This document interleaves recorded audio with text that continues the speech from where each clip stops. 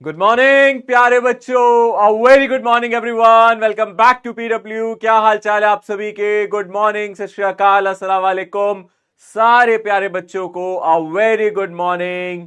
I am your teacher, your mentor, your physics NEET का हम सफर Jagjot sir आप लोगों के सामने आज फिर से यहां पे हाजिर हूं। A very very good morning प्यारे बच्चों। Good morning everyone. कैसे हैं आप सब? Good morning dear students. Good morning, सत श्री अकाल जी। कैसे हैं? बढ़िया।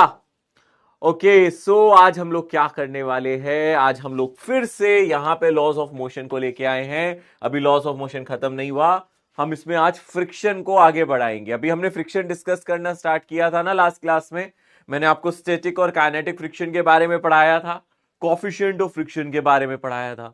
आज हम लोग आगे बढ़ेंगे, आज हम आगे की चर्चा करेंगे, आज हम लोग आगे की चीजों को डिस्कस करेंगे। अ वेरी गुड मॉर्निंग प्यारे बच्चों, अ वेरी गुड मॉर्निंग। चलो शुरू करें, शुरू करते हैं। चलो स्टार्ट करते हैं आज का लेक्चर। पहले आप लोग याद करो कल हम लोगों ने क्या पढ़ा था। हमने स्टैटिक काइनेटिक फ्रिक्शन पढ़ा था। स्टैटिक फ्रिक्शन सेल्फ एडजस्टेबल होता था, उसकी वैल्यू फिक्स नहीं होती थी। याद करें, एक बार हम लोगों ने पढ़ा था अगर हम स्टैटिक फ्रिक्शन की बात करें तो स्टैटिक फ्रिक्शन में हम लोगों ने क्लियरली देखा था इसकी वैल्यू फिक्स नहीं होती है।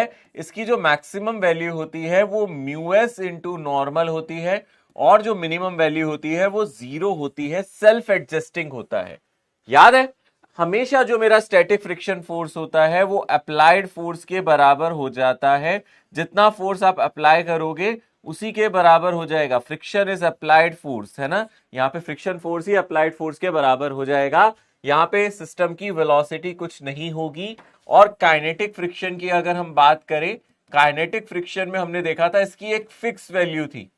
इसमें अगर हम ध्यान से देखें इसकी एक फिक्स्ड या फिर कांस्टेंट वैल्यू होती है।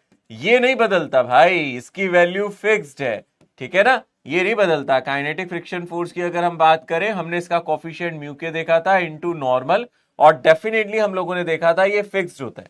और हम लोगों ने देखा था म्यू के हमेशा म्यू एस से ज्यादा ही आएगा स्टैटिक फ्रिक्शन से काइनेटिक फ्रिक्शन। ओ उल्टा लिख दिया ना, ठीक है उल्टा लिख दिया, उल्टा लिख दिया, है ना। अरे क्या हो गया भाई, ठीक है ना, यहां पे हमने इसको उल्टा लिख दिया। म्यू के हमेशा लेस देन म्यू एस आएगा, ठीक है ना। अब सही है। चलो ये याद है, हम लोगों ने पढ़ा था, सब कुछ डिस्कस किया था, याद आ गया, ठीक है। चलो आज हम लोग आगे पढ़ेंगे। सबसे पहले मैं ना आप लोगों को एक सवाल कराऊंगा, एक क्वेश्चन कराऊंगा, फिर हम लोग उसके बाद आगे बढ़ेंगे। ये सारी चीजें हैं, आज हम numericals, PYQ, angle friction, angle of repose, ये सारी चीजें कवर करेंगे। ओके, तो सबसे पहले मुझे एक बात बताओ, अगर आप किसी ऑब्जेक्ट को कोई वेलोसिटी दे देते हो, मान लो आपने ऑब्जेक्ट को कोई वेलोसिटी दे दी v, या फिर कोई भी इनिशियल वेलोसिटी दे दी आपने u। कितनी वेलोसिटी दे दी आपने, इसको बोलो u। अब यहां पे अगर इसके पास वेलोसिटी है तो इस पे काइनेटिक फ्रिक्शन होगा या स्टैटिक फ्रिक्शन, पहले बताओ। यहां पे इस पे काइनेटिक फ्रिक्शन होगा या स्टैटिक फ्रिक्शन? वेलोसिटी आपने दे रखी है, ऑब्जेक्ट मोशन में, कौन सा फ्रिक्शन लगेगा इस पे?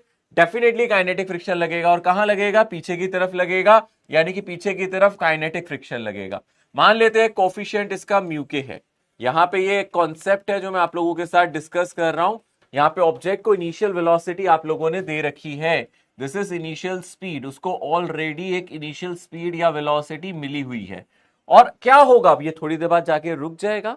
यहां पे ये फ्रिक्शन रिटार्डेशन कॉज करेगा, इसी फ्रिक्शन की वजह से इसकी स्पीड कम होगी और ये थोड़ी देर बाद जाके रुकेगा। और कोई अप्लाइड फोर्स नहीं है, सिर्फ और सिर्फ इसके पास इनिशियल स्पीड है। तो मुझे एक बात बताओ, आपको पता है ना यहां फ्रिक्शन फोर्स कितना लगेगा? आप बोलोगे म्यू के इंटू नॉर्मल, यही लगेगा। अगर हम ध्यान से देखेंगे, म्यू के इंटू नॉर्मल, ये मेरा फ्रिक्शन फोर्स होगा। अगर मैं आप लोगों से एक्सेलरेशन पूछूं तो आप इसको मां के बराबर कर सकते हैं। और आपको पता है नॉर्मल रिएक्शन यहां से क्या हो जाएगा, mg।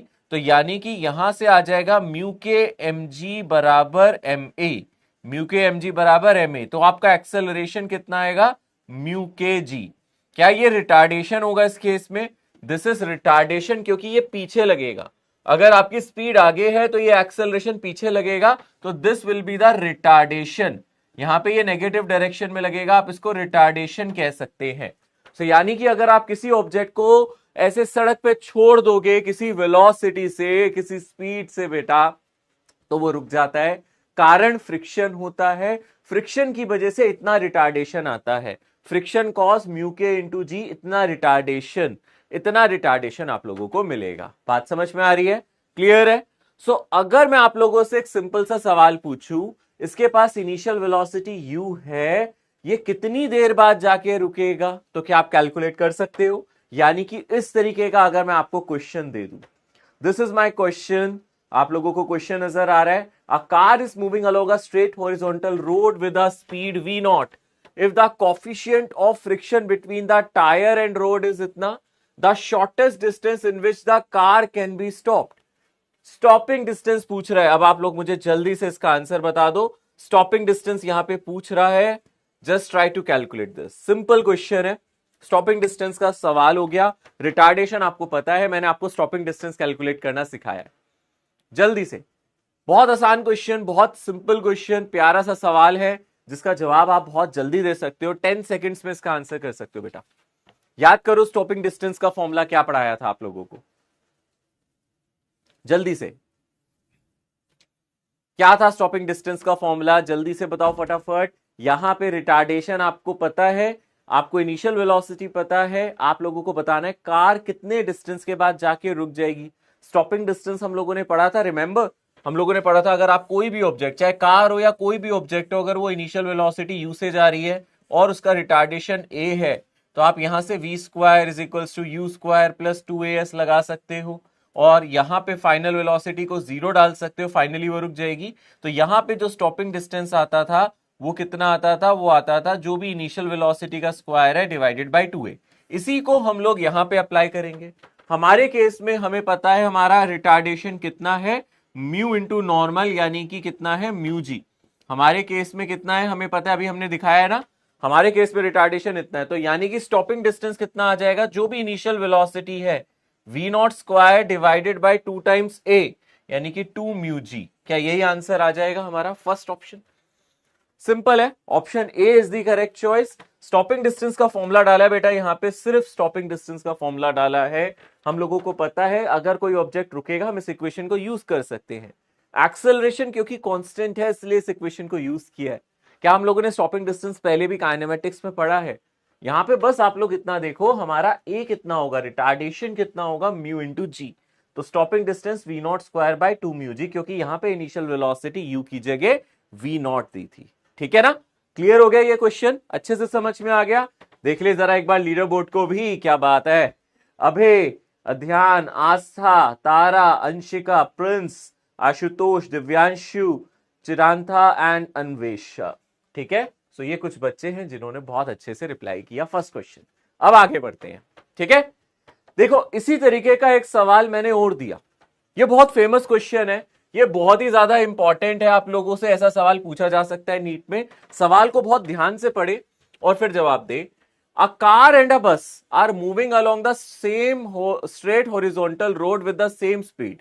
ठीक है, अगर आप ध्यान से देखो, यहां से बोला जा रहा है coefficient of friction between the tyres and the rod is mu, who will cover more distance before stopping. इनमें से कौन ज्यादा डिस्टेंस कवर करेगा बिफोर स्टॉपिंग? चलो मैं आपको यहां टाइमर दे रहा हूं, सोच के इसका आंसर करना। कार और बस, आपको पता है कार और बस में से ज्यादा मास बस का ही होगा, बस बड़ी होती है, कार छोटी होती है। मास ऑफ बस is greater then mass of car, ये आप लेके चल सकते हो। सोच के बताओ इसका आंसर, क्या आंसर होगा? एक कार है, एक बस है, स्टॉपिंग डिस्टेंस, अभी आपने पिछले उसमें स्टॉपिंग डिस्टेंस निकाला भी था, आप लोगों ने स्टॉपिंग डिस्टेंस अभी कैलकुलेट किया भी था।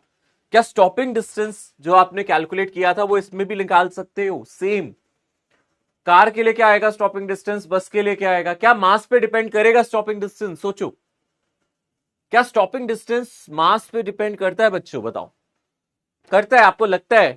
सर जी गाड़ी में बैठे थे, बड़ी वाली गाड़ी में, और फिर बस में बैठे सर, ब्रेक लगाई दोनों में, कौन ज्यादा दोनों की इनिशियल स्पीड भी सेम है, दोनों की जो इनिशियल स्पीड है वो सेम है, तो सर कौन ज्यादा दूर जाके रुकेगा, किसको ज्यादा देर लगेगी रुकने में? क्या लगता है आप लोगों को? सेम डिस्टेंस कवर करेगा ना? देखो ऑब्वियसली आपने स्टॉपिंग डिस्टेंस अभी निकाला था, क्या आया था स्टॉपिंग डिस्टेंस अभी तो निकाला है आप लोगों ने, कितना आया था? V naught square divided by 2 mu g, यानी कि this is independent of mass. अरे भाई तुम कार चलाओ या बैलगाड़ी, फर्क ही नहीं पड़ रहा है यहां पे, इंडिपेंडेंट ऑफ मास, ये मास पे डिपेंड ही नहीं कर रहा।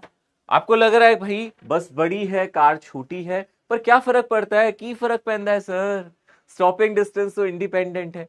जब तक आप लोगों का कोफिशिएंट ऑफ फ्रिक्शन दोनों के लिए सेम है, स्टॉपिंग डिस्टेंस डिपेंड ही नहीं करता, कोई फर्क नहीं पड़ता है सर। गाड़ी हो या फिर बस हो, दोनों के लिए स्टॉपिंग डिस्टेंस यहां पे सेम आएगा। तो यानी कि अपना जो करेक्ट आंसर आएगा वो आएगा सेम डिस्टेंस, यानी कि इट इज इंडिपेंडेंट। ठीक है ना, दिस इज इंडिपेंडेंट। और काफी कम बच्चों ने इसका जवाब सही दिया भाई। स्टॉपिंग डिस्टेंस अभी पिछले क्वेश्चन में निकाला था, कहीं भी मास आया था उसमें? बताओ, नहीं आया था। ऑब्जेक्ट के मास पे डिपेंड ही नहीं करता है। जब तक आपकी इनिशियल स्पीड सेम है, बस इतना याद रखो, इनिशियल स्पीड सेम होनी चाहिए।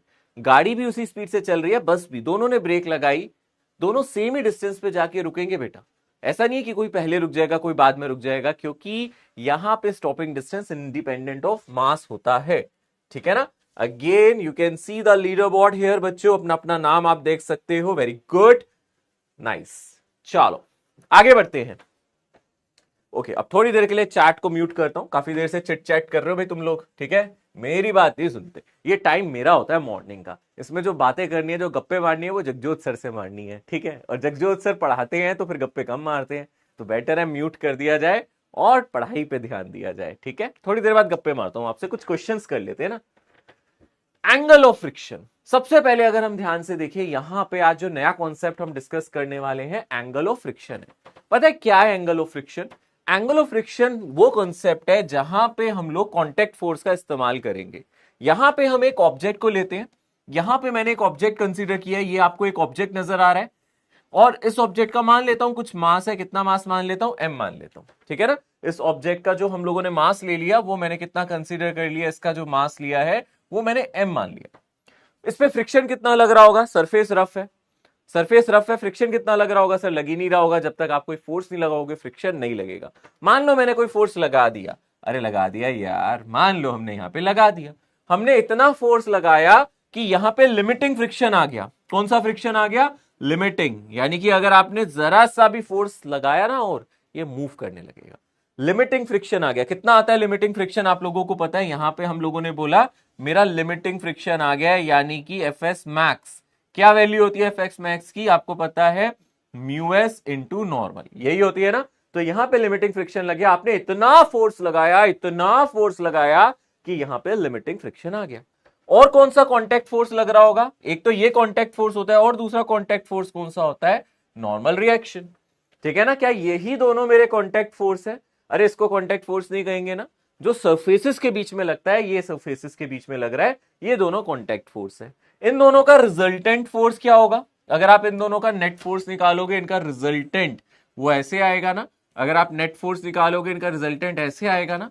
एंगल ऑफ फ्रिक्शन ये वाला एंगल होता है, किसके बीच का एंगल है? इसका मतलब देखा जाए एंगल ऑफ फ्रिक्शन किसके बीच का एंगल है? नेट कॉन्टैक्ट फोर्स और रिएक्शन फोर्स के बीच का, नॉर्मल रिएक्शन के बीच का जो एंगल है, this is defined as angle of friction. Note करो, देखो यहां पे लिखा है, मैंने डेफिनेशन पहले लिख दी है, angle made by the resultant of normal reaction and limiting friction.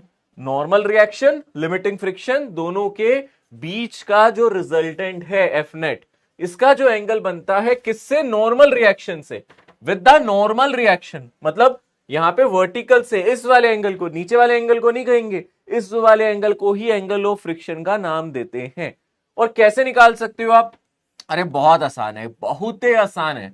Tan theta क्या हो जाएगा? आप देखो यार, आपको ये एंगल निकालना है ना, तो पहले ये वाला कंपोनेंट लो, फिर ये वाला, क्योंकि ये परपेंडिकुलर की तरह काम करेगा और ये बेस। ठीक है ना, तो यहां पे अगर आप देखोगे, this F S max divided by R, this is tan theta. Tan theta कितना आ जाएगा यहां से? F S max. देखो आप एंगल कहां से निकाल रहे हो? आप आर से निकाल रहे हो, तो F S max divided by R करना पड़ेगा। और एफ एस मैक्स कितना है मेरा? म्यू एस इंटू नॉर्मल, और डिवाइडेड बाई कितना है? आर। आर से आर कट जाएगा, यानी कि अपना जो टेन थीटा आ जाएगा वो कितना आ जाएगा? Mu S. ठीक है ना, यही हमारा क्या होता है? अगर हम यहां से थीटा निकाल ले, यहीं से जो हम थीटा निकाल सकते हैं, tan inverse mu S, this is called angle of friction. इसी को हम लोग क्या बोलते हैं? This angle is called angle of friction. बस याद रहेगा आप लोगों को, एग्जाम में अगर एंगल ऑफ फ्रिक्शन पूछ ले तो याद रखोगे एंगल ऑफ फ्रिक्शन क्या है, किसके बीच का एंगल है।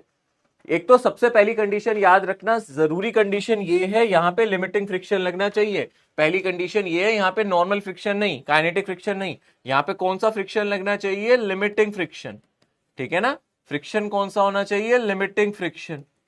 ठीक है, और ये एंगल किसके बीच में है? एफ नेट, है ना। थीटा किसके बीच में है? थीटा किसके बीच का एंगल है? थीटा बिटवीन किसके बीच का एंगल है? ये F net and R, normal reaction के बीच का एंगल है। ओके, और आसान सा आंसर आ रहा है, tan theta is mu S. So this is called angle of friction. Okay, चमक गया ये अच्छे से, इसी को हम लोग एंगल ऑफ फ्रिक्शन का नाम देंगे। डन, इसको नोट कर लो अच्छे से, पता होना चाहिए आपको एंगल ऑफ फ्रिक्शन क्या होता है। अब एक सवाल करेंगे हम लोग यहां पे। क्वेश्चन को पहले ध्यान से पढ़ो। जब भी सवाल आए घबराना नहीं, पैनिक नहीं होना, हड़बड़ाहट नहीं दिखानी है, ना ओवर कॉन्फिडेंस ना बिल्कुल डर, दोनों चीजें बेकार है। हमेशा फोकस, सिर्फ फोकस बनाओ, क्वेश्चन को पढ़ो। क्या कहता है? इन the figure shown calculate the angle of friction, मतलब हमें टेन थीटा म्यू एस निकालना है यहां पे। ठीक है, तो यहां पे कह रहा है the block does not slide, यहां पे ब्लॉक स्लाइड नहीं कर रहा। आप देखो फोर्स कैसे लग रहा है, फोर्स को बहुत ध्यान से ऑब्जर्व करो। फोर्स कैसे लग रहा है? देखो ये हॉरिजॉन्टल डायरेक्शन है, इससे कितने एंगल पे दिखा रहा है? ये देखो, ये फोर्स है बेटा, ये जो पिंक कलर से मैं दिखा रहा हूं, ये फोर्स है हमारा। फोर्स कितने एंगल पे लग रहा है? अगर आप ध्यान से देखोगे हॉरिजॉन्टल से, ये हॉरिजॉन्टल डायरेक्शन है ना भाई, उससे 37 डिग्री। ठीक है ना, यानी कि आप इसको ना दोबारा से बना लो। एक काम करो, आप एक्सिस पे बना लो, नहीं तो आप कंफ्यूज होगे। आप ऐसे दिखाओ कि सर यहां पे मान लेते हैं, हम अपनी एक्सिस सिस्टम बना लेते हैं और ऑब्जेक्ट को मान लेते हैं यहां पे बैठा है अपना ऑब्जेक्ट, और ऑब्जेक्ट पे जो फोर्स लग रहा है वो कहां लग रहा है? अगर आप ध्यान से देखोगे ऐसे लग रहा है, इस डायरेक्शन में लग रहा है ना। देखो यही तो वेक्टर है, इसको यहां बना दिया। हॉरिजॉन्टल से कितना एंगल है भला इसका? 37 डिग्री। कितना एंगल लग रहा है यहां से? 37 डिग्री पे लग रहा है, और कितना फोर्स है? 100। ठीक है, अब आप लोगों को इस डायग्राम को यूज करते हुए एंगल ऑफ फ्रिक्शन निकालना है। मैं टाइमर देता हूं, आप ट्राई करो पहले एक बार। मैं आपको यहां टाइमर दे रहा हूं, आप एक बार ट्राई करो और उसके बाद डिस्कस करते हैं। कोशिश करो, फोर्सेस लगा दो सारे, पूरी जी जान लगा दो इस क्वेश्चन में। जितने फोर्सेस आपको नजर आ रहे हैं सारे अप्लाई कर दो यहां पे। ये फोर्स यहां लगेगा, और कौन सा फोर्स लगेगा? mg लगेगा, नॉर्मल लगेगा, कंपोनेंट लो, फ्रिक्शन लगेगा, सारे फोर्सेस लगा दो। फ्रिक्शन दिख रहा है, फ्रिक्शन लगा दो, नॉर्मल लगा दो। कोशिश करो हम लोगों को यहां पे किसी तरीके से एंगल ऑफ फ्रिक्शन मिल जाए। क्या चाहिए हम लोगों को? एंगल ऑफ फ्रिक्शन चाहिए। और ऑब्जेक्ट मूव नहीं कर रहा है, हम लोग यहां पे लिमिटिंग फ्रिक्शन मान रहे हैं, ब्लॉक पे कि लिमिटिंग फ्रिक्शन लगेगा, ये हम मान के चल रहे हैं। लगाओ लगाओ लगाओ, जल्दी से दिमाग लगाओ।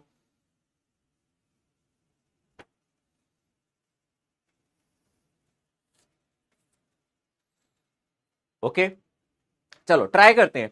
भाई मैं मान लेता हूं यहां पे ऑब्वियस सी बात है, फ्रिक्शन लग रहा होगा तो पीछे की तरफ लग रहा होगा, है ना। फ्रिक्शन पीछे की तरफ लग रहा होगा, कितना लग रहा होगा? म्यू एस इंटू नॉर्मल, यही मेरा लिमिटिंग फ्रिक्शन लग रहा होगा। ऊपर की तरफ क्या लग रहा होगा? Normal reaction. ऊपर की तरफ क्या लग रहा होगा? Normal reaction. नीचे क्या लग रहा होगा आपका? mg। तो भैया बेटर है कि हम 100 के दो कंपोनेंट ले ले, 100 के दो कंपोनेंट ले ले। 100 का ये वाला कंपोनेंट कितना आ जाएगा? बोलो, 100 cos 37 डिग्री। कितना आ गया? 100 cos 37 डिग्री कितना हो जाएगा? 100 इंटू 4/5, ये कितना आ जाएगा? 80 न्यूटन। तो राइट साइड जो फोर्स लग रहा है 80 न्यूटन लग रहा है, 100 cos 37। और 100 का नीचे वाला कंपोनेंट कितना हो जाएगा? 100 sin 37 डिग्री। टोटल फोर्स देखो, mg कितना हुआ? मास कितना है भाई अपने पास? 10 kg है। mg की जगह मैं लिख सकता हूं 10 इंटू 10 यानी कि 100 प्लस 100 साइन 37 यानी कि 3/5। ठीक है, तो यहां से आ जाएगा 100 प्लस ये कितना आ जाएगा? 20 यानी कि 60, यानी कि हो जाएगा 160। तो 160 न्यूटन फोर्स नीचे, 80 राइट साइड।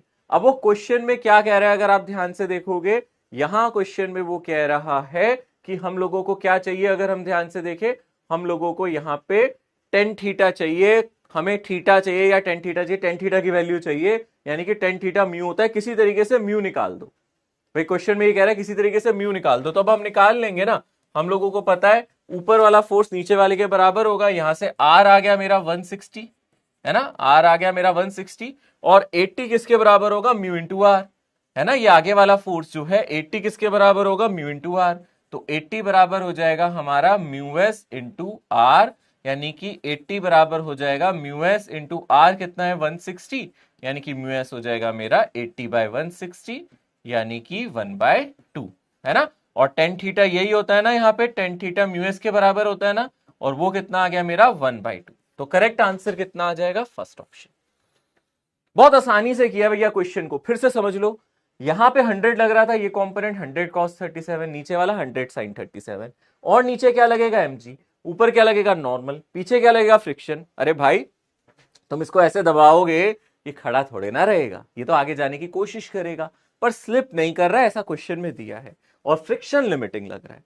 तो मैंने एक काम किया, इसका एक कंपोनेंट आगे लिया, एक नीचे लिया, नीचे वाले कंपोनेंट को ऐड करा mg के साथ, वो आर के बराबर आ गया, क्योंकि ऊपर नीचे तो कोई एक्सेलरेशन है नहीं।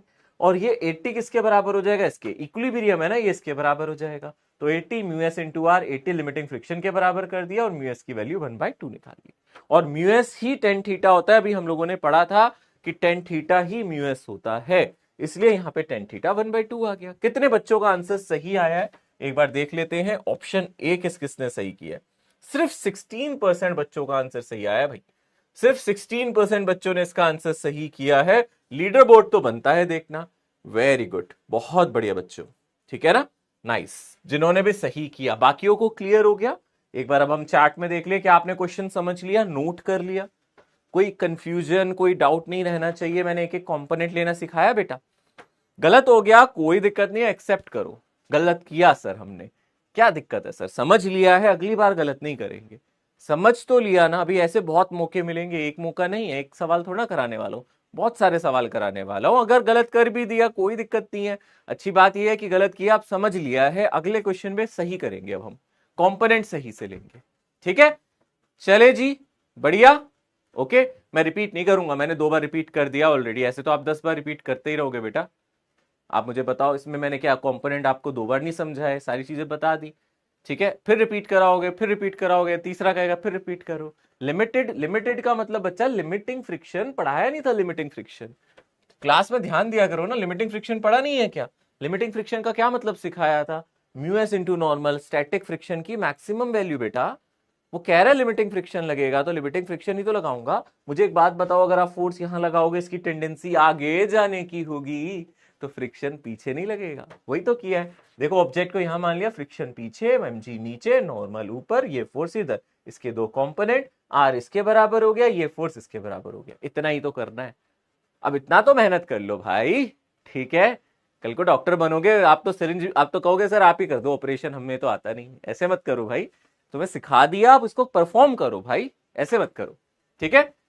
80 कहां से आया देख ले बेटे, बहुत ज्यादा पिटाई खाने वाला हो रहा है। 100 इंटू 4/5 और बोल रहा है 80 कहां से आ गया, खुद पेन नहीं चलाएगा, फिर कहेगा मेरा तो सिलेक्शन नहीं हो रहा है सर। 100 इंटू 4/5 दिख रहा है, 100 cos 37 दिख रहा है तुम्हें, 100 इंटू 4/5, 5 इंटू 20। कोशिश तो करनी ही नहीं है, पेन तो उठाना ही नहीं है, सोचना ही नहीं है कि मैं कर लूं, और सीधा सवाल पूछ लेना, सर जी फिर समझा दो। फिर कहते हैं कि सर क्वेश्चन नहीं बनते हमसे एग्जाम में। क्या बात कर रहे हो यार तुम लोग, मेहनत कर लो, मैं सही बता रहा हूं, और कुछ नहीं है तरीका। जो आप लोग कहते हो ना कि सर सवाल नहीं होते, होते के होंगे कहां से, जब पेन ही नहीं उठा के देखते हो, आप लोग करके ही नहीं देखा है सॉल्व इसको, बात करते हो यार, ठीक है। डांट खा लोगे सुबह सुबह, तीसरे क्वेश्चन में डांट खा ली तुमने आज मुझसे। चलो आगे बढ़ते हैं, ठीक है, क्लियर। चल अगले सवाल में मौका है तुम्हारे पास, मौका, अच्छी अपॉर्चुनिटी है अपनी गलती सुधारने की। पिछला क्वेश्चन नहीं बना, इस क्वेश्चन को कर, ध्यान से कर बच्चे। यहां पे सेम सवाल है, सेम सवाल है, बस यहां पे एफ की वैल्यू पूछ रहा है अब आपसे। वो कह रहा है ऑब्जेक्ट मूव नहीं कर रहा है, एफ की वैल्यू निकाल के दिखा दो। अपने पाप सुधार लो पिछले क्वेश्चन वाले, ठीक है। जिसने नहीं किया पिछला क्वेश्चन पर समझ लिया आपने, अगर अच्छे से पिछला क्वेश्चन, ये हो जाना चाहिए, उसी क्वेश्चन का भाई है, ठीक है ना, ये हो जाना चाहिए। सही से कर लेना, नहीं तो मैं बहुत डांट लगाने वाला हूं तुम्हारी अब, ठीक है। अच्छे से करो इस क्वेश्चन को।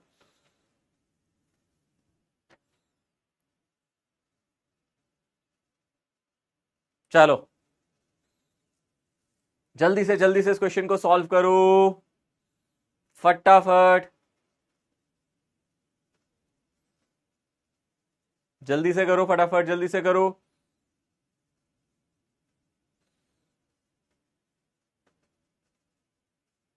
जल्दी जल्दी जल्दी जल्दी जल्दी जल्दी जल्दी, पिछली गलतियां माफ हो जाएंगी अगर इस क्वेश्चन को सही से सॉल्व करोगे। बिल्कुल वैसा ही है यार, बिल्कुल वैसा ही है, बिल्कुल सेम, बिल्कुल सेम। सिमरन कहती है सर फिजिक्स समझ नहीं आती है। फिजिक्स तो किसी को समझ नहीं आती है क्योंकि आप उसको समझते ही नहीं, ठीक है ना। फिजिक्स वैसे ही है, जैसे आप इंसानों को नहीं समझते तो इंसान समझ नहीं आते, ऐसे फिजिक्स को भी टाइम देना पड़ता है। इंसान ही है ये भी, किसी इंसान ने ही बनाई है ना। टाइम दो इसको, टाइम दो और सोच के करो, लॉजिक लगाओ। लॉजिक के अलावा कुछ भी नहीं है यार, फिजिक्स से खूबसूरत चीज दुनिया में कुछ नहीं बेटा।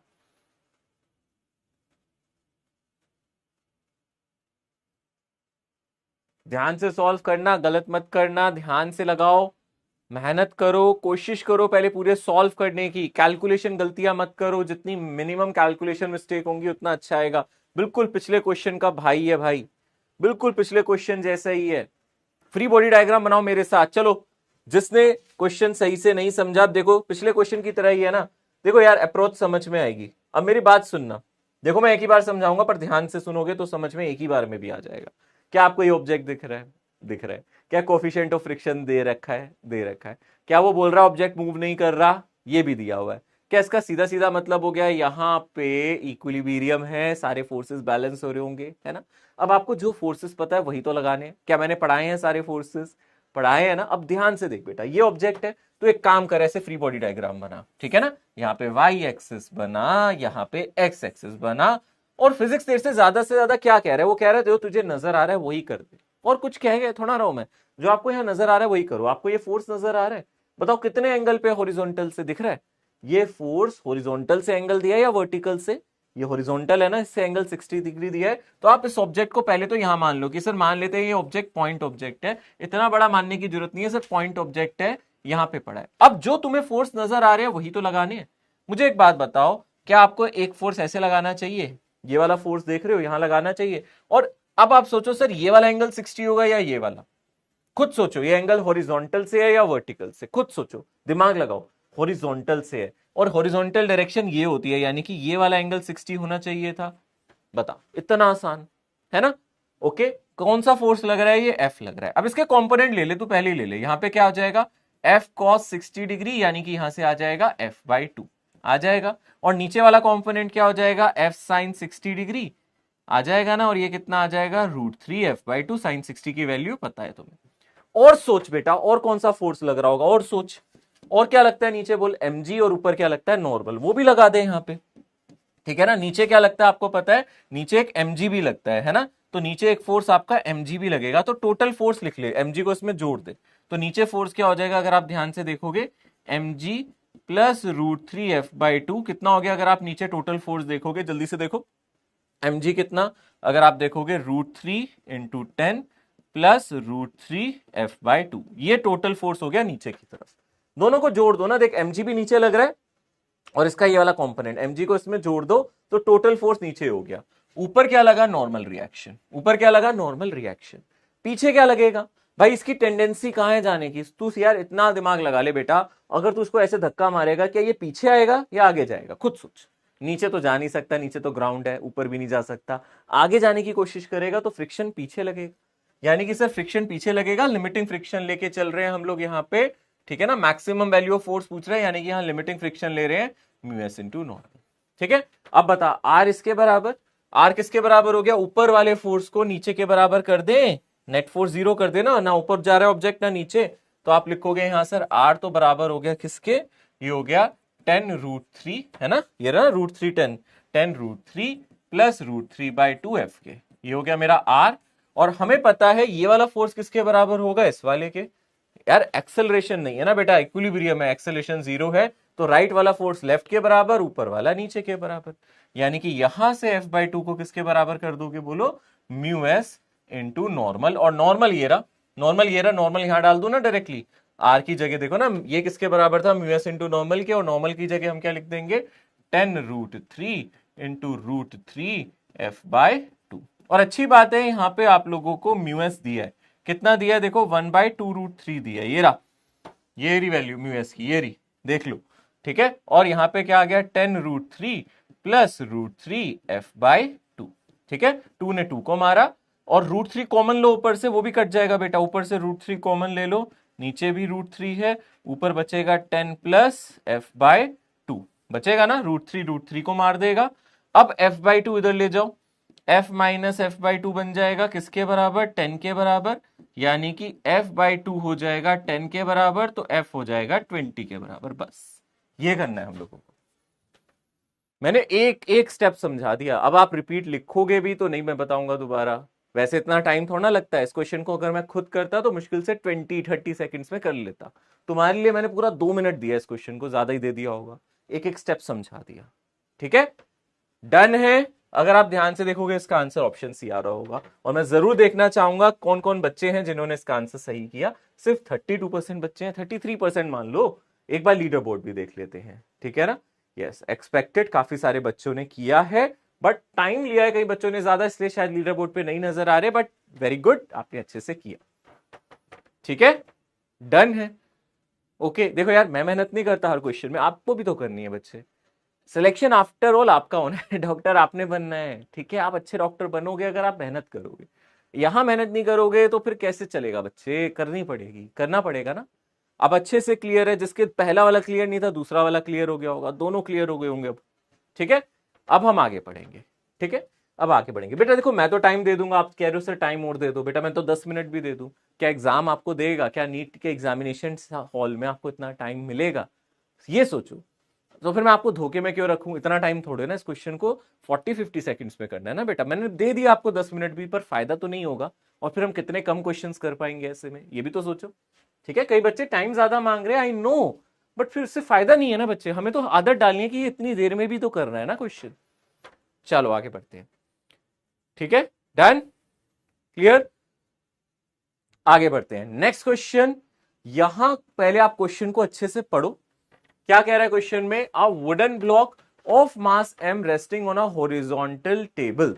ठीक है, मैं पहले ना थोड़ी देर के लिए चैट ऑफ कर रहा हूं, ठीक है ना, ताकि आप क्वेश्चन ध्यान से देखो। यहां पे कह रहा है, a wooden block of mass m resting on a horizontal table, the coefficient of friction mu, this is pulled bye a force f। आपको फोर्स नजर आ रहा है, कहां लग रहा है, एक्सेलरेशन पूछ रहा है, यानी कि यहां पे एक्सेलरेशन जीरो नहीं है, ये कहां एक्सेलरेट करेगा, अगर आप सोचो कहां एक्सेलरेट करेगा, ऑब्वियसली ये राइट साइड एक्सेलरेट करेगा। भाई फोर्स ऐसे लगाया जा रहा है, इसका एक्सेलरेशन राइट साइड होगा, यानी कि यहां पे इक्विलिब्रियम नहीं है, यहां राइट साइड वाला जो फोर्स है वो फ्रिक्शन से ज्यादा होगा। यहां पे नेट फोर्स को मार डालो और इसका आंसर निकालो। करोगे ट्राई, ट्राई करो, कोशिश सबसे जरूरी है कि कोशिश करनी है। जितने पेशेंस से, जितने तरीके से मैं आपको बता रहा हूं बच्चे, मैं अभी भी बोल रहा हूं, बहुत समय आपके पास, अच्छे से समझ लो, पैनिक मत हो और डरो मत। डरोगे तो ये आपको डराएगा, आप इस पे हावी हो जाओ भाई, आप शिकारी बनो और इसका शिकार करो। क्वेश्चन को मानो ये शिकार है, इसका शिकार कर डालो भाई साहब। ठीक है, आज आप हंट पे निकले हो, आज इसका शिकार होगा इस क्वेश्चन का, आज इस क्वेश्चन की गर्दन पकड़ लो अच्छे से। समझ लिया आपने, एक्सेलरेशन होगा राइट साइड होगा, और नेट फोर्स मां होता है, राइट साइड नेट फोर्स कितना है उसको मां डाल दो, नेट फोर्स डालना, फोर्स को मां मत डालना, नेट फोर्स, राइट साइड एक फोर्स होगा, एक लेफ्ट साइड फोर्स होगा, राइट में से लेफ्ट को माइनस करना, मां डाल देना। यहां पे एफ का कंपोनेंट फ्रिक्शन से ज्यादा होगा। ठीक है, मैं यहां पे आप लोगों को टाइमर दे देता हूं अब। ठीक है, आई होप अब आप लोगों ने सॉल्व करना तो स्टार्ट कर दिया होगा, टाइमर आ गया है तो आपका आंसर भी आ जाएगा।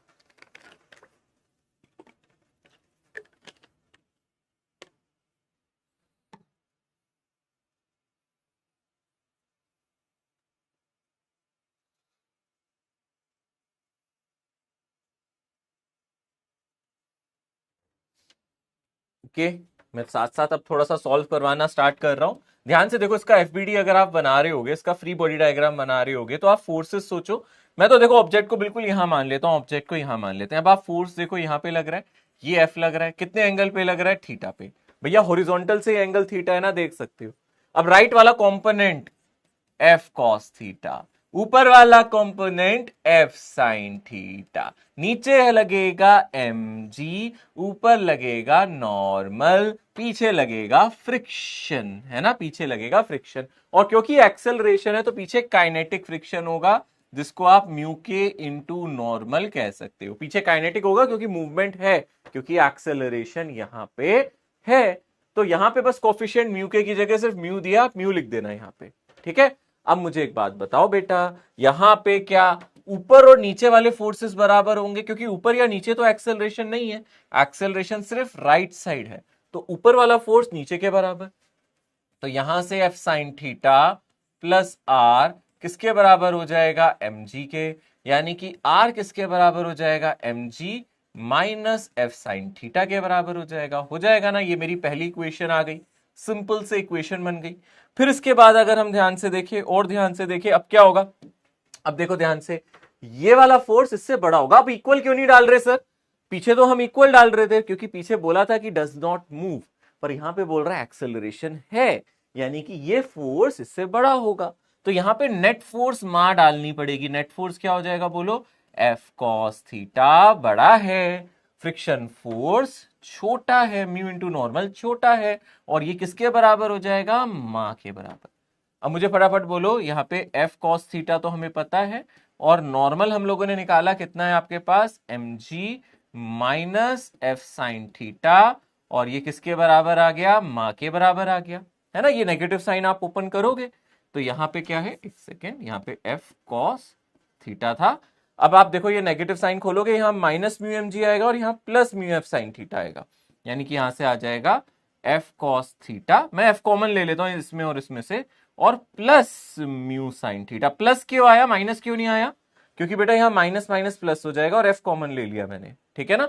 और plus sorry minus mu M g, minus mu M g, ये किसके बराबर है, मां के बराबर है। अब आप इस m से डिवाइड कर दो, है ना, अब आप इस m से यहां डिवाइड कर दो, तो नेक्स्ट स्टेप में आ जाएगा f बाई एम, और ये आ जाएगा cos theta plus mu sine theta, और ये कितना आ जाएगा, mu M g by m, m से एम कट गया, ये मेरा एक्सेलरेशन आ गया। कौन सा ऑप्शन आ रहा है, ये देखो, ये वाला ऑप्शन आ रहा है, ठीक है। ऐसे करना है क्वेश्चन को, अगर आप डरते ही रहोगे ना तो कभी नहीं कर पाओगे, और यही बोलते रहोगे जिंदगी भर कि फिजिक्स हमें समझ नहीं आई। ये नहीं कहा कहते कि सर फिजिक्स कभी समझने की कोशिश नहीं की, फिजिक्स समझ में नहीं आई और फिजिक्स समझने की कोशिश नहीं की, दोनों में बहुत फर्क है बेटा, ठीक है। अब देखो आपका स्कोर इंप्रूव हुआ है, काफी बच्चों ने इसका आंसर किया, I am proud of you students. अगर आप अच्छे से कर रहे हो, that's really nice, very good, keep it up. देख धीरे धीरे परसेंटेज बढ़ रहा है, इसका मतलब बच्चे फोकस बढ़ा रहे हैं। जिसका आंसर थोड़ा सा रह गया, कहीं एक छोटी मोटी गलती की, वो और अच्छे से करे। जिसने टाइम ज्यादा लिया वो टाइम को इंप्रूव करे, क्योंकि एट लास्ट एग्जाम आपके अकॉर्डिंग नहीं होगा, नीट वाले आपके अकॉर्डिंग स्लो नहीं होंगे, आपको नीट के अकॉर्डिंग अपनी स्पीड बढ़ानी है, आपको कंपटीशन देना है, ठीक है ना। आप ये मत सोचो कंपटीशन वाले कहेंगे को आप कहोगे कि यार मेरे को तो 10 मिनट लगते हैं, मुझे 10 मिनट दे दो इस सवाल के लिए, क्या ऐसा है, नहीं, वो थोड़े ना आपकी सुनेंगे भाई, आपको स्पीड से चलना है, आपको अपनी स्पीड बढ़ानी है।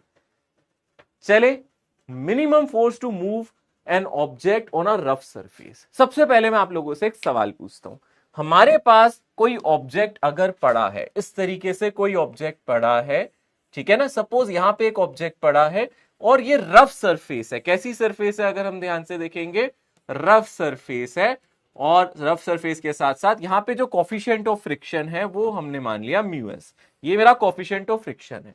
तो आपके पास कुछ ऑप्शंस हैं, आप इसको मूव कराना चाहते हो, आप कम से कम फोर्स लगा के मूव कराना चाहते हो, तो पहली बात आप मुझे ये बताओ, आप फोर्स कहां लगाओगे, आप ऐसे लगाओगे फोर्स, है ना, आप यहां पे पिंक कलर से फोर्स लगाओगे, ये वाला फोर्स लगाओगे, या फिर फोर्स ऐसे लगाओगे, इसको राइट साइड मूव कराना है, या फिर आप फोर्स ऐसे लगाओगे, या फिर आप फोर्स ऐसे लगाओगे, या फिर आप फोर्स ऐसे लगाओगे। कौन सा फोर्स लगाना पसंद करोगे अगर आपको मिनिमम फोर्स लगा के इसको आगे मूव कराना है, to move forward, to move forward आप इस पे फोर्स कैसे लगाओगे, to move forward minimum force लगा के आपको इसको मूव कराना है, रफ सरफेस है, ठीक है ना।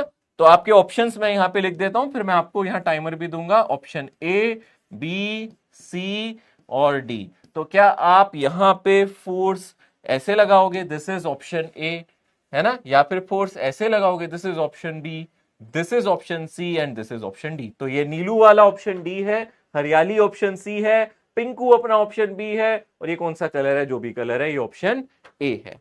बताओ क्या लगता है आप लोगों को, यहां पे आप लोगों के ऑप्शंस मैंने यहां पे ले लिए, किस डायरेक्शन में फोर्स लगाना चाहिए कि मिनिमम फोर्स लगा के कम से कम एफर्ट्स में आप इसको मूव करा सको, किस डायरेक्शन में फोर्स लगाना चाहिए कि कम से कम एफर्ट्स में आप इसको मूव करा लो।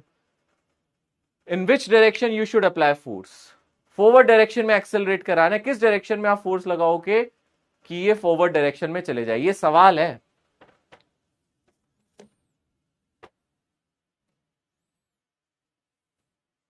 ट्राई करो ट्राई करो ट्राई करो ट्राई करो ट्राई करो।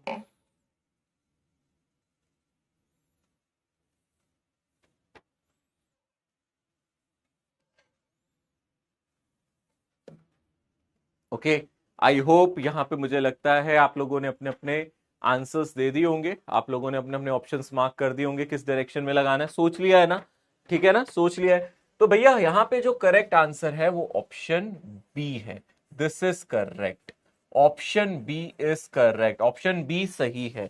तो देखते हैं कितने बच्चों को ऐसा लगता था कि ऑप्शन बी सही है। ज्यादातर बच्चों ने कहा कि सर फॉरवर्ड फोर्स लगाओ, क्योंकि दिमाग भी यही कहता है, लॉजिक भी यही कहता है कि सर अगर इसको आगे मूव करना है तो फोर्स तो फॉरवर्ड ही लगाना चाहिए ना सर, है ना, दिमाग यही कह रहा है ना सर फॉरवर्ड फोर्स लगाओ ना, आगे ले जाना है।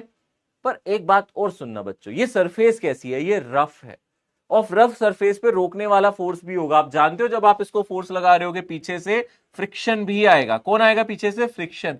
तो हम फोर्स ऐसे लगाएं कि फ्रिक्शन भी कम हो जाए और ये आराम से मूव कर जाए। तो आप जानते हो ऐसे अगर आप फोर्स लगाओगे तो इसका नॉर्मल रिएक्शन कम हो जाता है, इस डायरेक्शन में फोर्स लगाने से नॉर्मल रिएक्शन कम हो जाता है, तो फ्रिक्शन भी कम होगा और आप इसको इजीली मूव करा पाओगे। बात समझ में आ रही है, इसीलिए आपको फोर्स ऐसे लगाना है ना कि ऐसे। हाँ, आप सोचोगे अगर सर सरफेस यहां पे स्मूथ होती तो आपका आंसर यही होता, बट क्योंकि सरफेस में फ्रिक्शन है और फ्रिक्शन इंटरलॉकिंग पे डिपेंड करता है, और इंटरलॉकिंग नॉर्मल रिएक्शन पे डिपेंड करती है ना।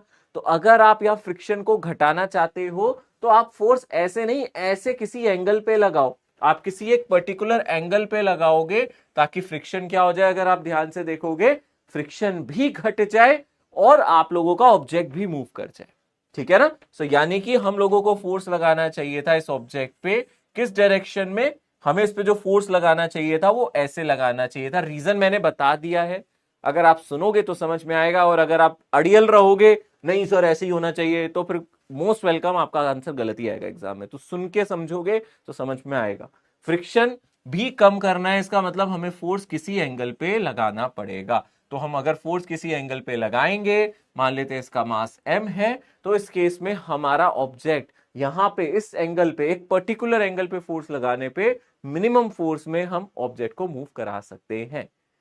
अब सेकंड क्वेश्चन, क्या सर इसकी एग्जैक्ट वैल्यू निकाल सकते हैं कि कितना फोर्स और कितने एंगल पे लगाएं, है ना, कि सर क्या हम ये निकाल सकते हैं, what is minimum force required, what is, दो क्वेश्चन अब हमारे दिमाग में आएंगे कि सर यहां पे मिनिमम फोर्स कितना लगाना चाहिए, कितना फोर्स लगाना चाहिए सर, हम इसको कैलकुलेट कर सकते हैं अगर हमें कोफिशिएंट ऑफ फ्रिक्शन दिया है, मास दिया है, तो what is minimum force required, और दूसरी चीज at what angle, at what angle we should apply, angle we should apply force, किस एंगल पे फोर्स लगाएं, और दूसरी बात अगर हम ध्यान से देखें कितना फोर्स लगाएं, ये दो बातें अब हम लोगों को सीखनी है, ठीक है। पहले यहां तक मैं आप लोगों का रिव्यू ले लेता हूं, ये तो अभी हम कैलकुलेट करेंगे, पर यहां तक क्या आप लोगों के दिमाग में जा रही है बात की एंगल पे ही लगाना है, ये याद रखना, एंगल पे ही लगाना है। ऐसे भी ऐसे लगाओगे तो बहुत ही गड़बड़ हो जाएगी।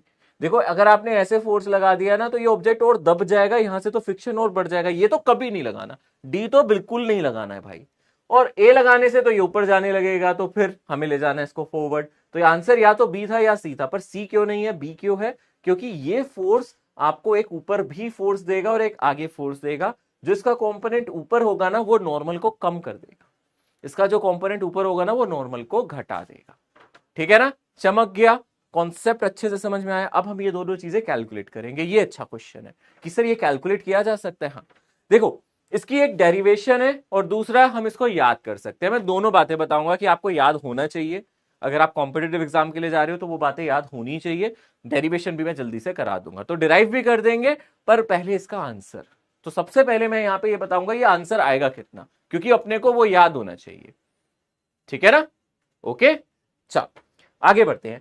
तो अगर हम ध्यान से देखें हम लोग ये समझ सकते हैं कि अगर हम लोग यहां पे देखें ऑब्जेक्ट ऐसे पड़ा है, ठीक है ना। अब आप ध्यान से देखना, अब आप सीखना है यहाँ पे कि नॉर्मल रिएक्शन कम कैसे हो रहा है, फ्रिक्शन कम कैसे हो रहा है, ये भी समझ में आ जाएगा साथ के साथ। जिसको अगर 100% समझ नहीं आया ना, वो अब ये भी समझ लेगा कि फ्रिक्शन कम क्यों हुआ।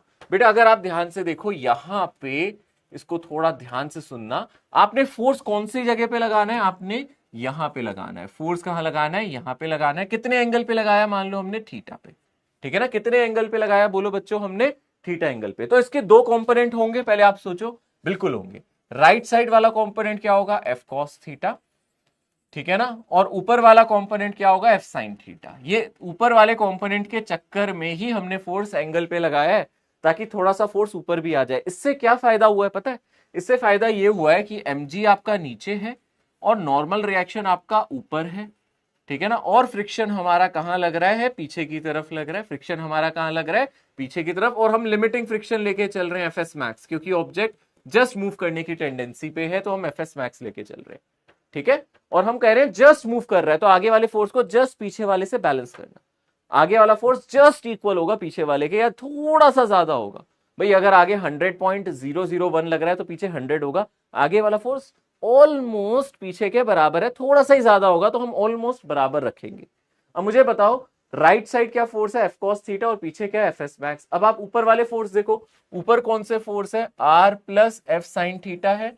और नीचे क्या है, अगर हम ध्यान से देखें, ऊपर क्या है, R plus F sine theta है। और नीचे क्या है, अगर आप ध्यान से देखोगे, mg है। नीचे क्या है, mg। तो आप बताओ, आपका नॉर्मल रिएक्शन कम हो गया या नहीं हो गया, खुद सोचो। अब जो बच्चा कह रहा था ना नहीं समझ में आया, अब देख ले, क्या नॉर्मल मेरा mg के इक्वल आया है, नहीं, नॉर्मल mg से छोटा हो गया। क्यों छोटा हो गया, क्योंकि मैंने फोर्स ऐसे लगाया था, फोर्स का एक कंपोनेंट ऊपर था, एक राइट साइड था। राइट वाला इसको आगे बढ़ाएगा, ऊपर वाला फ्रिक्शन घटाएगा।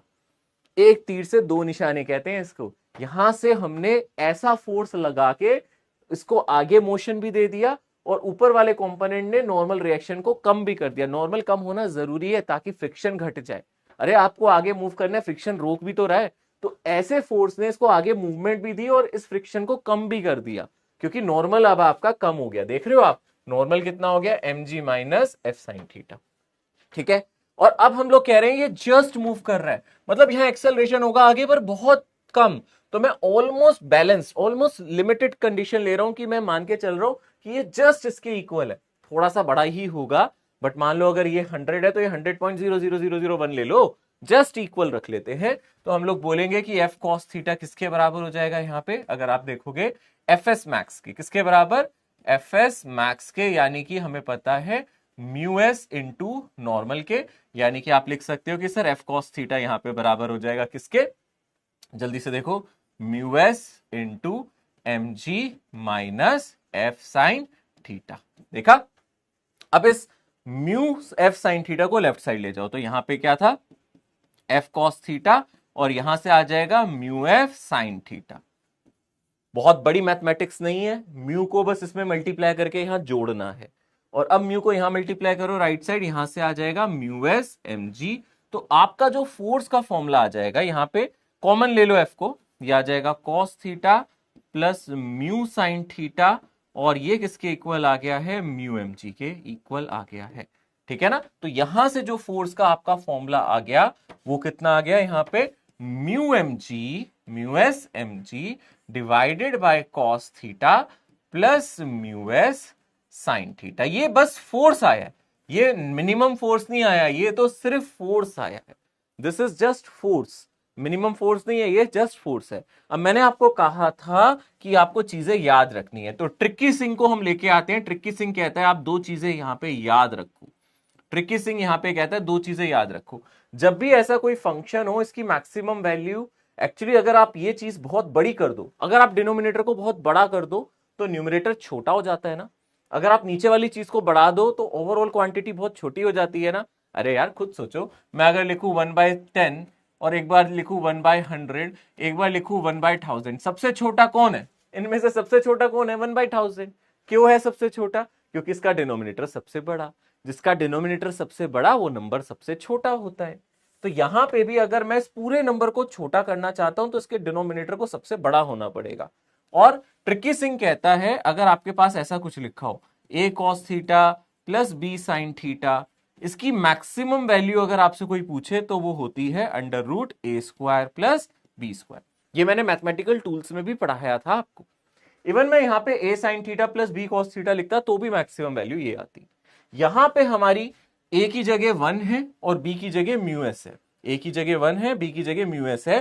तो अगर आपको फोर्स की मिनिमम वैल्यू चाहिए तो वो सिंपली क्या आ जाएगी, μs mg और √a²। a की जगह क्या है यहां पे, देखो a की जगह क्या है 1 और b की जगह म्यू है, तो 1 प्लस μs²। तो ये मेरा मिनिमम फोर्स आएगा, ये मेरा मिनिमम फोर्स आएगा। और दूसरी चीज ट्रिकी सिंह कहते हैं कि यहां पे अगर आपको एंगल चाहिए तो आप याद रखो, अगर आपको यहां पे एंगल चाहिए तो याद रखो tan थीटा यहां पे μs आएगा। जैसे कि फ्रिक्शन में आया था, एंगल ऑफ फ्रिक्शन आया था, वही एंगल आएगा जो हमने निकाला था ना, एंगल ऑफ फ्रिक्शन, वही एंगल आएगा। तो ये दो चीजें आप डायरेक्टली याद रख सकते हो, क्योंकि अगर आप नीट की प्रिपरेशन कर रहे हो तो आपको ये चीजें डायरेक्टली याद नहीं हुई तो दिक्कत है। हाँ, ये आया कैसे वो मैं प्रूफ कर सकता हूं, कोई बड़ी चीज नहीं है, प्रूफ कर सकता हूं ये आया कैसे। इसको प्रूफ करना ज्यादा मुश्किल नहीं है, मुझे बस मैक्सिमा मिनिमा याद है ना, तो मैं कर सकता हूं। मुझे इस मैक्सिमा मिनिमा से इसको प्रूफ करने में ज्यादा टाइम नहीं लगेगा, पर इतना हमें करना नहीं है। आप करना चाहते हो तो मैं फटाफट दिखा देता हूं ये आता कैसे है। कि अगर हम ध्यान से देखें हमारा फाइनल रिजल्ट क्या है, पहले आप इसको जरूर अपने नोट्स में जगह में बना लेना कि अपने को ये पता होना चाहिए ये मेरा मिनिमम फोर्स है, ये मेरा एंगल है, ये मेरा मिनिमम फोर्स और tan थीटा से मैं एंगल निकाल सकता हूं। फिर आप कहोगे सर फोर्स तक तो ठीक था, ये दोनों चीजें आई कैसे हैं। ट्रिकी सिंह ने तो कहा ये रट लो, ट्रिकी सिंह ने तो कहा थोड़ा सा समझो और ये याद कर लो, पर ये आई कैसे। ये आने का तरीका ये है कि फोर्स का जो फॉर्मूला था वो आया था आपका μmg, है ना, μs mg और cos theta plus μs sin theta. तो मैं काम करता हूं, नीचे वाले जो नंबर है इसका क्या निकाल लेता हूं मैं, इसका मैक्सिमा। इसका मैक्सिमा कैसे निकालेंगे, cos theta plus μs sin theta का, मान लो आपने इसको कुछ बोल दिया फंक्शन, इसको कुछ फंक्शन बोल दिया आपने, मान लो इसको बोल दिया, इसको आपने लेटर से एल बोल दिया, है ना। तो इसका मैक्सिमा कैसे निकालते थे, याद है, एक बार आप डिफरेंशिएट करते थे, मैक्सिमा मिनिमा सिखाया था। मैं क्यों नहीं कर रहा हूं, ये कर रहा था ये क्योंकि इससे आपका टाइम बहुत वेस्ट होगा। बट अगर आप इसका मैक्सिमा निकालना चाहते हो तो इसको डिफरेंशिएट करो, यहां से आ जाएगा minus sign theta plus μs cos theta और डिफरेंशिएट करके 0 डालो, यहां से अपने आप tan थीटा आपका μs आ जाएगा। इसको सॉल्व करो, tan थीटा क्या आ जाएगा, μs आ जाएगा। और अगर आपका tan थीटा μs हो गया तो आप sin थीटा cos थीटा की वैल्यू निकाल सकते हो, क्योंकि tan थीटा क्या होता है, perpendicular upon base. tan theta को आप लिख सकते हो परपेंडिकुलर अपॉन बेस, तो हाइपोटेन्यूज हो जाएगा 1 प्लस μs²। तो आप यहां साइन थीटा और कॉस थीटा की वैल्यू निकाल सकते हो। साइन थीटा होता है परपेंडिकुलर बाय हाइपोटेन्यूज, यानी कि μs divided by 1 plus μs का स्क्वायर, और कॉस थीटा होता है बेस अपॉन हाइपोटेन्यूज, यानी कि 1 डिवाइडेड बाय 1 प्लस μs का स्क्वायर। अब आप ये साइन थीटा ये कॉस थीटा इधर पुट करोगे तो सॉल्व करके पूरे कैलकुलेशन करके साइन थीटा की जगह ये डाल दोगे, कॉस थीटा की जगह, सॉरी साइन थीटा की जगह ये डाल दोगे, कॉस थीटा की जगह ये डाल दोगे, तो अपना आप ही आपका वो आंसर आ जाएगा। पर इतना करना क्यों है भाई, आप चाहते हो इतनी मेहनत करनी, ये अपना आप आ जाएगा, आप घर पे ट्राई कर सकते हो, पर इतना करना क्यों है। इससे बेटर है ट्रिकी सिंह की ट्रिक ना याद कर ले, खामखा इतनी मेहनत क्यों करे, एग्जाम में आएगा भी कि आपके पास इतना समय है इतना सॉल्व करने का, नहीं है। यानी कि ट्रिकी सिंह ने जो बोला बहुत सिंपल है कि मिनिमम फोर्स निकालना है μmg डिवाइडेड बाय √1 प्लस μ², और किस एंगल पे लगाना है force, tan theta is equals to μs। क्या ये दो बातें ट्रिकी सिंह ने हमारे लिए आसान कर दी हैं। नहीं ट्रिकी सिंह की बात माननी तो ये कर लो भाई, कोई दिक्कत नहीं है, कोई रोक नहीं रहा है आपको, ठीक है ना। हमने नीचे वाले फंक्शन की मैक्सिमम वैल्यू क्यों निकाली, क्योंकि ओवरऑल इस फंक्शन का मिनिमा चाहिए ताकि मैं इसकी मिनिमम वैल्यू निकाल सकूं, क्योंकि हमें मिनिमम फोर्स चाहिए, ठीक है। सो कौन कौन ट्रिकी सिंह के साथ है, कौन कौन ट्रिकी सिंह की ट्रिक से एग्री कर रहा है कि हमें ट्रिकी सिंह सही लगता है, हम वो ट्रिक याद कर लेते हैं। हम लोगों को याद क्या करना है, बेसिकली हमें याद रखना है कि मिनिमम फोर्स ये है, tan थीटा ये है। वो ज्यादा आसान है, सॉल्व नहीं कर पाओगे एग्जाम में बेटा इतना, ठीक है, क्लियर है, okay. In real life also आप लोग सूट केस को हमेशा ऐसे टेढ़ा पकड़ के ही चलते हो, आप रोलर को भी हमेशा ऐसे ही खींचते हो। आपने देखा है जो घास कटर होता है, रोलर होता है, आप कैसे फोर्स लगाते हो, मुझे एक बात बताओ। वो जो घास काटने वाली मशीन होती है वो रोलर होती है, या जो ट्रैवलिंग बैग भी होते हैं उसमें हैंडल ऐसे लगे होते हैं, आप ऐसे ही तो खींचते हो, और नीचे ऐसे यहाँ पे ये लगे होते हैं और इसको आगे ले जाते हो। आप कभी ऐसे नहीं खींचते, आप कभी भी फोर्स लगा के ऐसे नहीं खींचते, हमेशा किसी एंगल पे खींचते हो, आप ऐसे ही खींचते हो। वो घास काटने वाली मशीन को भी ऐसे ही खींचते हो, कभी आगे की तरफ धक्का नहीं मारते। देखा होगा आप लोगों ने। अरे घर पे वाइपर मारते हो, ठीक है ना। और छोड़ो यार, घर पे जब मम्मी से डांट खाते हो आप, आज फिर मम्मी को इम्प्रेस करने के लिए करते हो ना कि आज मम्मी मैं बहुत काम करके दिखाऊंगा, मम्मी कहेंगे चल सफाई कर दे थोड़ा सा, तो वो वाइपर मारते हैं ना, पानी खींचते हैं। कभी भी आप ऐसे नहीं मारते वाइपर, हमेशा वाइपर ऐसे ही मारते हो, देखा है आपने, ऐसे ही मारते हो। उसमें आपको फोर्स कम लगाना पड़ता है, अगर आप ऐसे मारोगे तो आपको ज्यादा फोर्स लगाना पड़ेगा। अरे अब तो समझ गए होगे, ठीक है ना। इसका मतलब ये नहीं है कि मैं रोज घर पे वाइपर मारता हूं, मुझे पता था तुम्हारा उसी डायरेक्शन में दिमाग चल रहा होगा, सर आप मारते होगे ना वाइपर। मारते हैं, ठीक है, सही बात है, एग्री कर रहा हूं, रोज नहीं मारता हूं मैं, ठीक है ना, और अपनी मर्जी से मारता हूं, गुस्से में नहीं, किसी के दबाव में नहीं, डरता नहीं हूं मैं, अपनी मर्जी से मारता हूं भाई, घर की सफाई रखने के लिए, ठीक है। पर करना पड़ता है, ठीक है। ओके, घर के काम करने चाहिए, ठीक है। शादी होने दो लड़कों, तुम्हें तो तब पता चलेगा। बहुत हंस रहे हो यहाँ पे, दांत फाड़ रहे हो, ठीक है। जब तुम्हारी बीबी तुम्हें वाइपर से मारेगी ना, तब पता चलेगा। ओके, आगे बढ़ते हैं। देखो जो मैंने अभी समझाया ना, इससे एक थ्योरेटिकल क्वेश्चन भी आता है, ठीक है ना। जो मैंने समझाया इससे एक थ्योरेटिकल क्वेश्चन भी आता है। वो क्या आता है अगर आप ध्यान से देखोगे, यहां पे it is easier to pull a roller than push. देखो ऐसे कि किसी रोलर को, किसी घास काटने वाले वो रोलर होते हैं या फिर ट्रैवलिंग बैग होते हैं, उसको पुल करना आसान होता है देन पुश। पुश का मतलब अगर आप उस ऑब्जेक्ट पे ऐसे फोर्स लगाओगे तो आपको ज्यादा मेहनत करनी पड़ेगी, क्योंकि इससे आपका क्या होगा, इससे आपका नॉर्मल रिएक्शन बढ़ जाएगा। बट अगर आप पुल करोगे किसी ऑब्जेक्ट को ऐसे, तो इससे आपका क्या हो जाएगा, नॉर्मल रिएक्शन कम हो जाएगा। वही मैंने यहां वर्ड्स में एक्सप्लेन कर दिया ताकि आपको लिखना भी आ जाए, ठीक है ना। क्लियर है, समझ में आ गया अच्छी तरीके से, डन है। ओके, क्लियर है, ओके, डन, ठीक है, बहुत बढ़िया, बहुत बढ़िया, सही माहौल बना लेते हो तुम लोग, सही है ना। चलो ओके, आगे बढ़ते हैं, ठीक है। नेक्स्ट सवाल आप लोगों के सामने, चलो भाई, बहुत बढ़िया, सवाल को करके दिखाएगा कौन, और इसको जल्दी करके दिखाना है, शॉर्ट ट्रिक से भी बताऊंगा मैं। जल्दी से इस सवाल को देखो ध्यान से, ये क्वेश्चन देखो ध्यान से, क्या कह रहा है। The coefficient of static friction mu S between the block and mass 2 kg and the table is shown in the figure, what would be the maximum mass, maximum value of mass be so that two body does not move. यहां पे दोनों object move ना करें, उसकी condition क्या है। यहां पे ऑब्जेक्ट मूव ना करें, उसकी कंडीशन क्या है। जल्दी से कर लो ये क्वेश्चन फटाफट, इसमें पूरे पूरे मार्क्स आने चाहिए भाई तुम्हारे, सभी का सही होना चाहिए।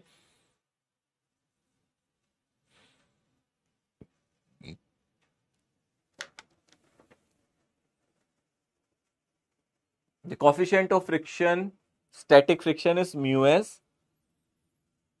between block A of mass 2 kg and table as shown in the figure is 0.2.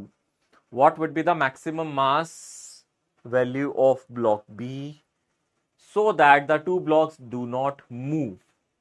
The string and the pulley are assumed to be smooth and massless.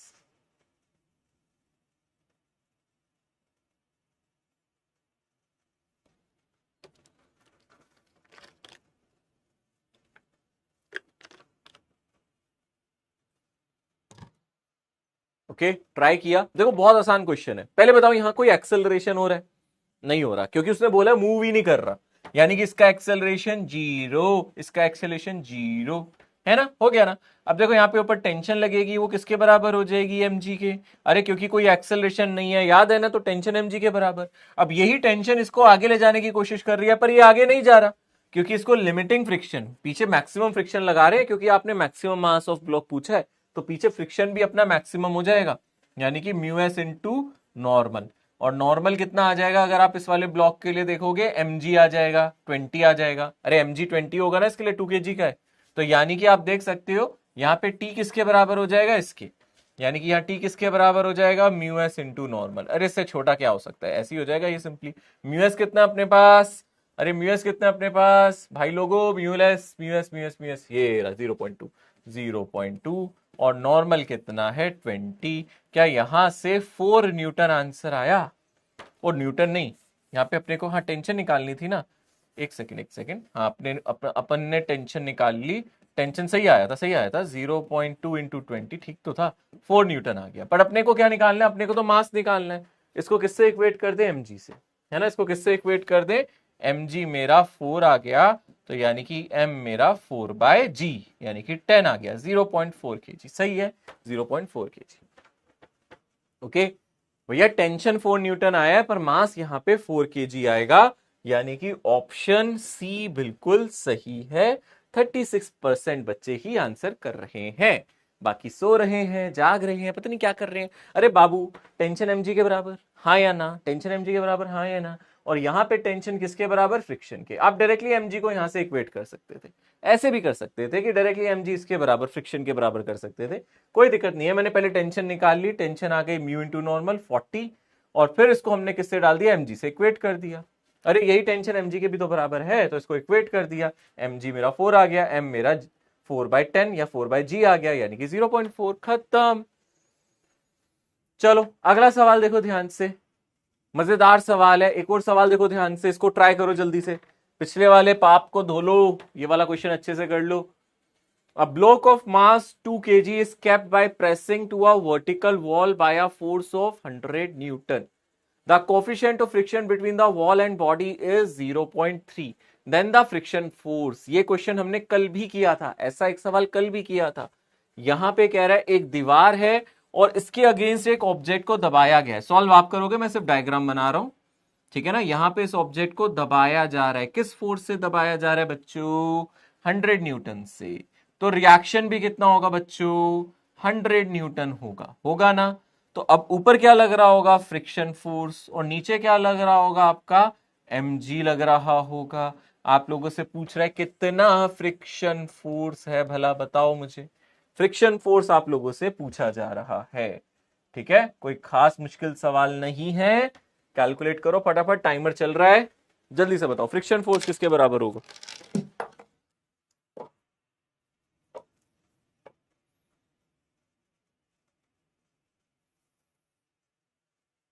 Friction force निकालो।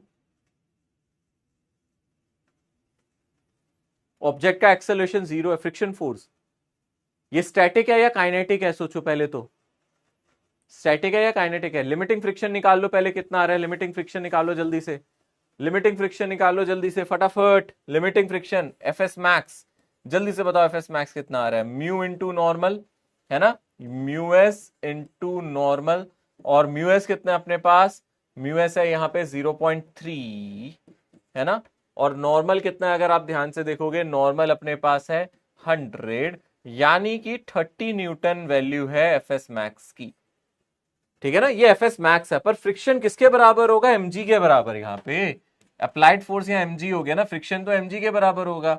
आप चेक करो, अगर mg बड़ा हो गया एफएस मैक्स से, अगर mg FS max से बड़ा हो गया तो ये मूव करने लगेगा, पर चेक करो mg कितना है, एफएस कितना आ जाएगा mg के बराबर, m कितना है अपने पास, m कितना है बोलो, 2 इंटू जी, जी कितना है 10, 20 न्यूटन।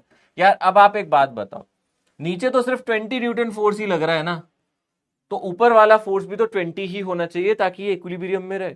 ऊपर वाला आप 30 लगा दोगे तो ये ऑब्जेक्ट ऊपर जाने लगेगा, क्या ये पॉसिबल है कि आप ऑब्जेक्ट को ऐसे दबाओ और ऑब्जेक्ट ऊपर जाने लगे। अरे भाई क्या आप बात कर रहे हो, ऐसा थोड़े ना होता है। आप इसको नीचे आने से रोक रहे हो, आप इसको दबा रहे हो ताकि ये नीचे ना आए, ऐसा थोड़ा ना कि आप दबाओगे तो ये ऊपर चला जाएगा। फ्रिक्शन फोर्स तो कभी भी इससे ज्यादा नहीं होगा ना, तो यानी कि यहाँ पे आंसर कितना आ जाएगा, अगर आप ध्यान से देखोगे 20 न्यूटन।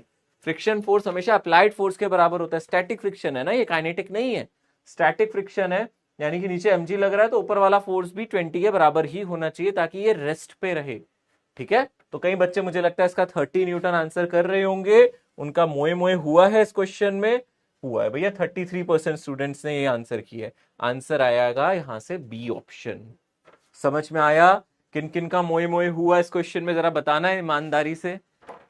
और ये सोचो, थोड़ा दिमाग लगाओ, कहते हो फिजिक्स समझ नहीं आ रही, अरे मुझे एक बात बता बेटा, ऐसा देखा है तुमने कभी कि मैं ब्लॉक को दबाऊं ऊपर फ्रिक्शन ज्यादा लग जाए mg से, अरे तो ये ऊपर जाने लगेगा, क्या बात कर रहे हो, ऐसे थोड़ी ना हो सकता है।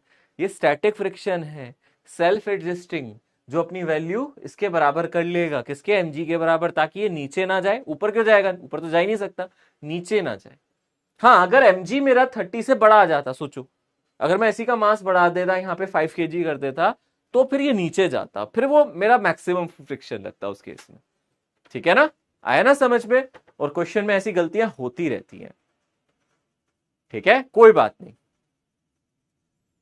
चले आगे बढ़े, चलो हो गया, आगे बढ़ते हैं। अगला सवाल, हा मजेदार, एक और सवाल। चलो इसमें आप लोगों का दिमाग लगेगा, लगा दो फटाफट। यहां पे मैं इसका हिंट दे देता हूं आपको, यहां पे गुड्डू को बिठा देना। गुड्डू, गुड्डू आ गया आज फिर से। गुड्डू हमेशा कहां बैठा होता है आप जानते हो, कौन से फ्रेम में बैठता है अपना गुड्डू भाई? नॉन इनर्शियल फ्रेम में बैठता है ना। तो गुड्डू को बिठा दिया है मैंने यहाँ पे, और गुड्डू यहां से ऑब्जर्व कर रहा है। क्वेश्चन को पढ़ लो और मुझे फटाफट बता दो यहाँ आंसर क्या होगा। अब आपको खुद पढ़ना है क्वेश्चन, पहले मैं नहीं पढ़ रहा, सारा मैं ही बताता रहता हूं, फिर तुम क्या करते हो भाई। चलो, कई बच्चे तो बस जब तक क्वेश्चन चल रहा होता है टाइप करके रख लेते हैं सर रिपीट, ठीक है ना, कि सर जैसी क्वेश्चन खत्म करेंगे एंटर कर देते हैं। टाइप करके रखा हुआ है भाई साहब, टेम्पलेट्स बना रखी है बच्चों ने। रिपीट समझ नहीं आया, रिपीट समझ नहीं आया, जैसे ही खत्म क्वेश्चन डेक दबा दिया, और फिर हंस रहे हैं पीछे से पढ़ाएगा मास्टर दोबारा। ठीक है, सभी को इजी लगेगा नहीं था, मुझे क्यों इजी लग रहा है भाई, मैं कोई देवलोक से तो नहीं आया हूं ठीक है, मैं सब एक जगह एक जैसे इंसान है हम, ठीक है। दिमाग सब में बराबर है, इस्तेमाल कौन कितना करता है इस पे फर्क पड़ता है बच्चे।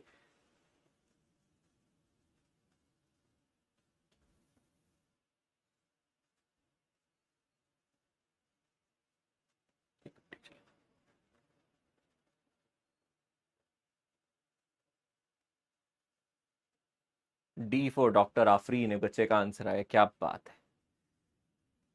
अच्छा चलो, इसको मजा आता है, ठीक है ना, एक एक बढ़िया तरीके से समझते हैं। ठीक है, ऐसे समझो बेटा, मजा आएगा इस क्वेश्चन को समझते हैं, मस्त माहौल बनाते हैं ताकि ये क्वेश्चन कभी आप भूलो ना। तो एक बात बताओ बेटा, यहां पे क्या हुआ, हमने ना यहाँ गुड्डू को बिठा रखा था, अपना गुड्डू आराम से पैर लटका के यहाँ पे बैठा हुआ था, और यहाँ पे एक ऑब्जेक्ट था, ठीक है ना, ट्रक चल नहीं रहा। सुन लो ध्यान से, ट्रक चल नहीं रहा, क्या ये ऑब्जेक्ट यहीं रहेगा? अबे एमजी से नीचे गिर जाएगा, ये ऑब्जेक्ट यहीं रहेगा, एमजी से नीचे गिर जाएगा। आप कहोगे सर फ्रिक्शन नहीं बचाएगा।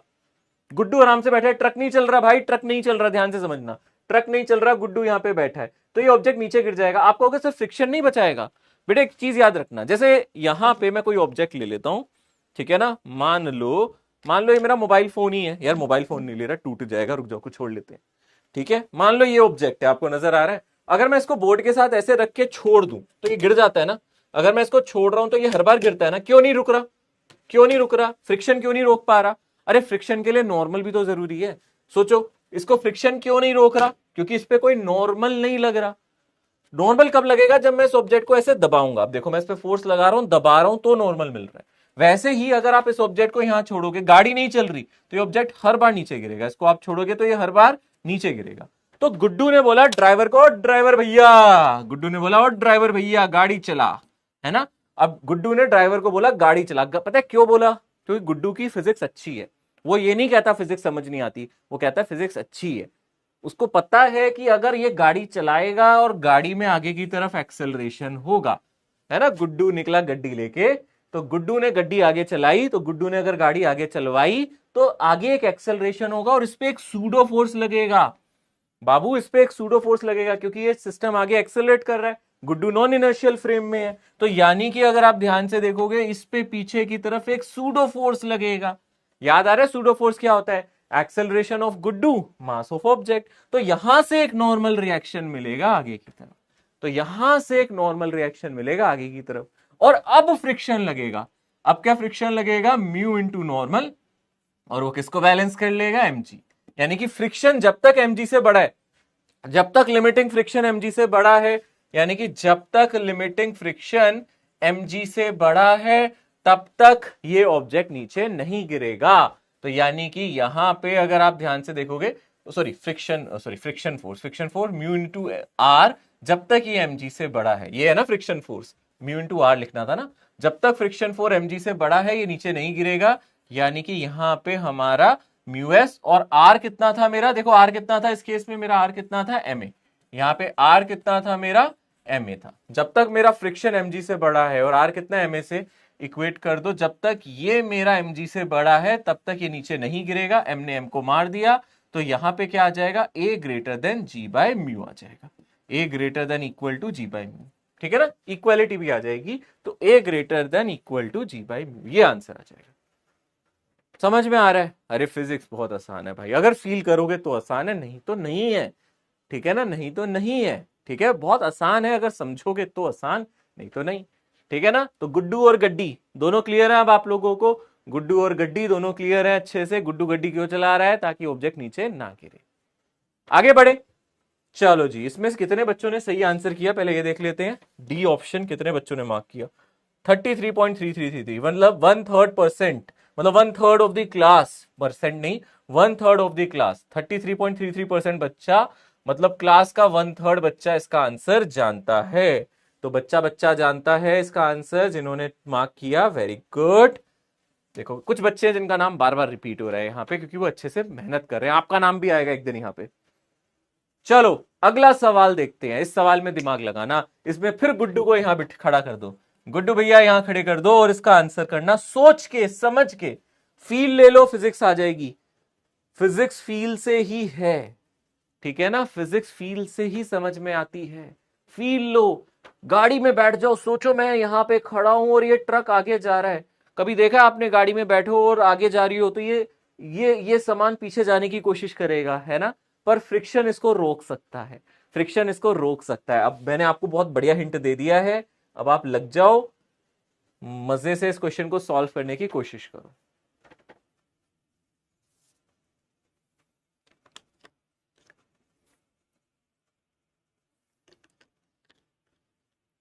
डॉक्टर नित्या का कहना है सर बायोफील होती है, फिजिक्स कैसे होती है?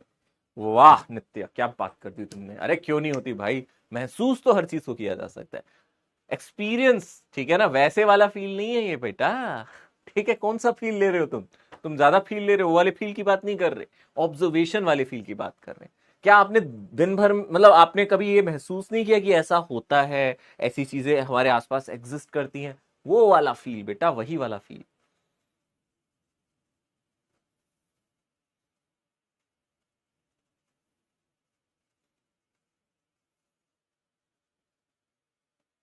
चलो चलो चलो चलो ध्यान से,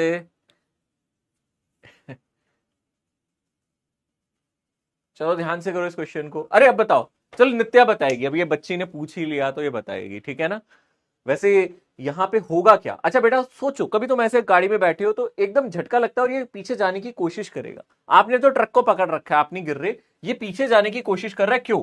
आप खुद सोचो, आप कौन से फ्रेम में, नॉन इनर्शियल, क्या इस पे एक सूडो फोर्स लगेगा? सोचो, सूडो फोर्स लगेगा, है ना, और सूडो फोर्स लगेगा तो इसको पीछे जाना चाहिए, और अगर नहीं जा रहा तो कौन बचा रहा है? जिसका कोई नहीं उसका फ्रिक्शन है, ठीक है ना, जिसका कोई नहीं उसका खुदा है, वैसे ही यहाँ पे जिसका कोई नहीं उसका फ्रिक्शन ही है, फ्रिक्शन ही बचा रहा है इसको।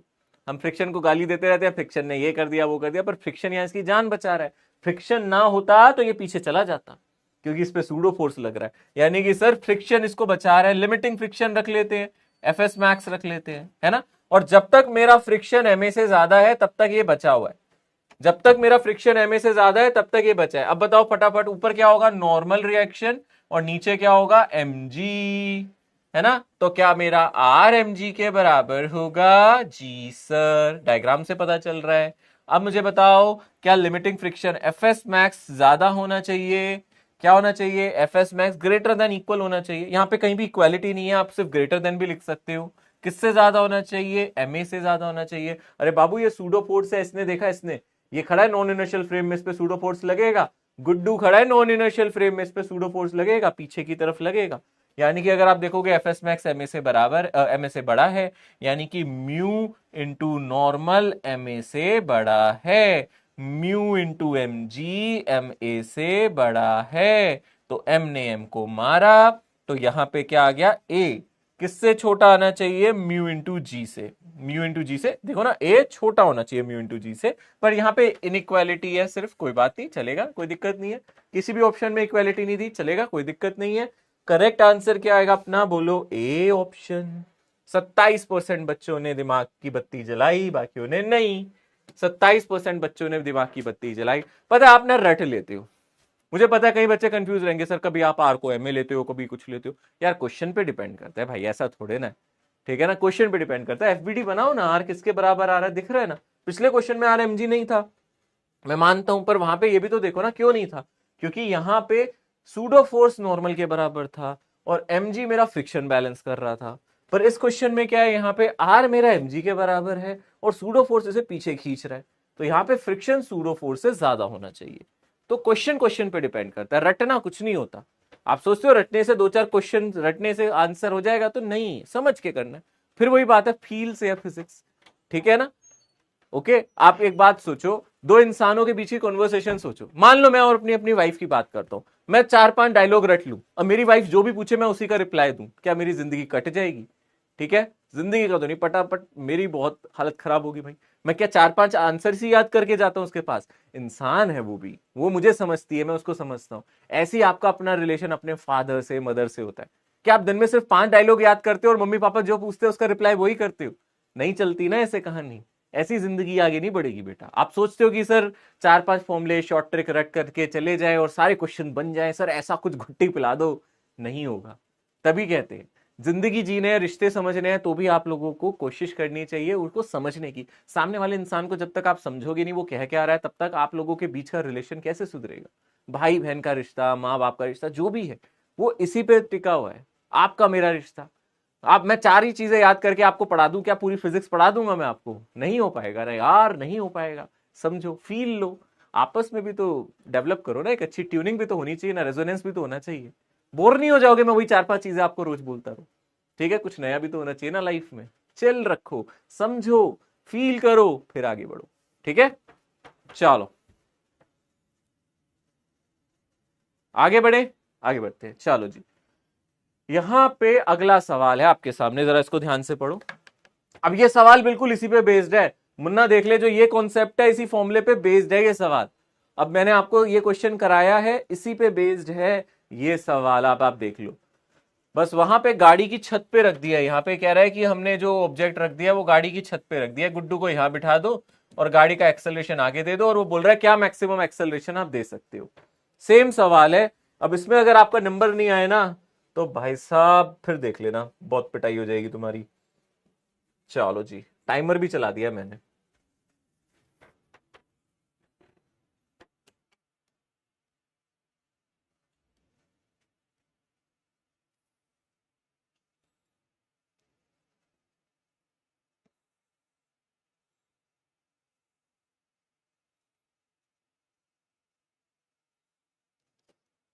यहां पे बोल रहा है box of mass 2 kg is placed on the roof of the car.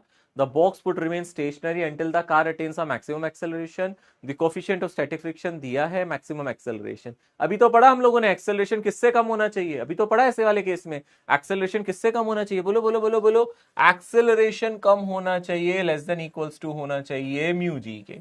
Mass of object पे तो डिपेंड करता ही नहीं है, इसकी जरूरत ही नहीं थी, खामा खा दे दिया सर जी। तो एक्सेलरेशन तो सर म्यू जी से कम होना चाहिए। सर म्यू क्या है? 0.2 है। जी क्या है? 10 है। तो आपका acceleration less than equals to 2 होना चाहिए। तो आंसर क्या आएगा मुन्ना? ऑप्शन डी आएगा। आंसर क्या आएगा मुन्ना? ऑप्शन डी आएगा। अरे आसान था, बहुत आसान था, वेरी वेरी इजी। ठीक है ना, बहुत आसान था। ठीक है, तो इसका करेक्ट आंसर क्या आ जाएगा? Option D. ठीक है, 64% बच्चों ने कर लिया भाई, ऑलमोस्ट 65% बच्चों ने। ठीक है, प्यारे प्यारे बच्चे, कितने बढ़िया बच्चे हैं, देखो कितने आराम से टॉप कर रहे हैं चार्ट पे अभी तक। ठीक है, कब्जा करके रखा है कुछ बच्चों ने लीडर बोर्ड पे, मैंने देखा, छोड़ते नहीं है अपनी जगह, बहुत बढ़िया चिपक गए हैं उस पर। Incline plane problem. चलो नेक्स्ट कैटेगरी आ गई है, मैं चैट को ऑफ कर रहा हूं ताकि अब आप समझो। इंक्लाइन प्लेन प्रॉब्लम बहुत इंपॉर्टेंट है बच्चे। इंक्लाइन प्लेन को अब अपन ने फिक्स किया है। इंक्लाइन प्लेन को क्या किया है? फिक्स किया। अब मैं यहां पे एक ऑब्जेक्ट रखता हूं, यहां पे ऑब्जेक्ट का मास है m। अगर ये सरफेस स्मूथ होती, अगर सरफेस स्मूथ होती तो, मैं आपसे एक सिंपल सा सवाल पूछूं, अगर सरफेस स्मूथ होती तो क्या होता? अगर सरफेस स्मूथ होती तो क्या होता? मुझे एक बात बताओ सर, अगर सरफेस स्मूथ होती तो ये नीचे जाता। किस एक्सेलरेशन से जाता? जल्दी से बोलो, किस एक्सेलरेशन से नीचे चला जाता? अगर आप ध्यान से देखोगे सर, ये नीचे चला जाता जी साइन थीटा से। किससे नीचे चला जाता? जी साइन थीटा से नीचे चला जाता। ठीक है, अगर सरफेस स्मूथ होती तो ये नीचे चला जाता, रोकने वाले हम कौन होते हैं? चला जाता नीचे, जी साइन थीटा से नीचे चला जाता। यह तो पढ़ाया था ना मैंने आप लोगों को। क्या इसका एक्सेलरेशन मास पे डिपेंड कर रहा है? नहीं कर रहा। कोई भी ऑब्जेक्ट रख दूं, किसी भी मास का रख दूं, उसका एक्सेलरेशन ये होता अगर सरफेस स्मूथ होती, पर अब सरफेस स्मूथ नहीं है। अब यहां पे सरफेस कैसी है, रफ है। अब हम लोगों को क्या पढ़ना है, रफ इंक्लाइंड प्लेन। अब हमारा इंक्लाइंड प्लेन स्मूथ नहीं है, रफ इंक्लाइंड प्लेन की हम लोग चर्चा करेंगे। अब इंक्लाइंड प्लेन रफ है, रफनेस है, यानी कि अब अगर हम ध्यान से देखें, ठीक है, अगर अब हम ध्यान से देखें, यहां पे हमारा इंक्लाइंड प्लेन अब हमारा रफ है। अब मान लो मैंने यहां पे एक ऑब्जेक्ट रखा, ऑब्जेक्ट के पास यहां पे अब हमने यहां ऑब्जेक्ट रखा, तो ऑब्जेक्ट को रोकने वाला यहां फ्रिक्शन भी है। अब फ्रिक्शन इसको हो सकता है नीचे ना आने दे। अब ऐसा हो सकता है फ्रिक्शन इसको नीचे ना आने दे, वो क्या कर दे, इसको रोक दे, ठीक है ना, वो इसको रोक दे। आप इसको ऐसे समझो, ठीक है ना, इसको ऐसे समझो, मान लो मैं यहां पे एक इंक्लाइन प्लेन ऐसे रखता हूं, बिल्कुल ऐसा इंक्लाइन प्लेन रखता हूं, क्या एंगल बहुत छोटा है या बहुत बड़ा है, सोचो। यहां पे थीटा बहुत छोटा है और मैंने ऑब्जेक्ट यहां रखा, मान लो ये स्लिप नहीं कर रहा, फिर मैंने एंगल थोड़ा सा बढ़ा दिया, इंक्लिनेशन बढ़ा दिया, अब देख रहे हो एंगल बढ़ गया ना थोड़ा सा, अरे पहले एंगल छोटू था, अब एंगल बढ़ गया ना, मान लो अभी भी स्लिप नहीं कर रहा, फिर मैंने एंगल और बढ़ा दिया, फिर मैंने एंगल और बढ़ा दिया, और मान लो अभी भी स्लिप नहीं कर रहा, फिर मैंने एंगल और बढ़ा दिया, फिर मैंने एंगल को और बढ़ा दिया, अब मान लो ये जस्ट स्लिप करने की टेंडेंसी रख रहा है। मैं धीरे धीरे क्या कर रहा हूं, एंगल को बढ़ाता जा रहा हूं, क्या कर रहा हूं, एंगल ऑफ इंक्लिनेशन को बढ़ाता जा रहा हूं। पहले θ1 था, फिर θ2 था, फिर θ3 था, फिर θ4 आया। तो आपने माना कि सर जैसे जैसे एंगल बढ़ाओगे आप हो सकता है ये स्लिप करे।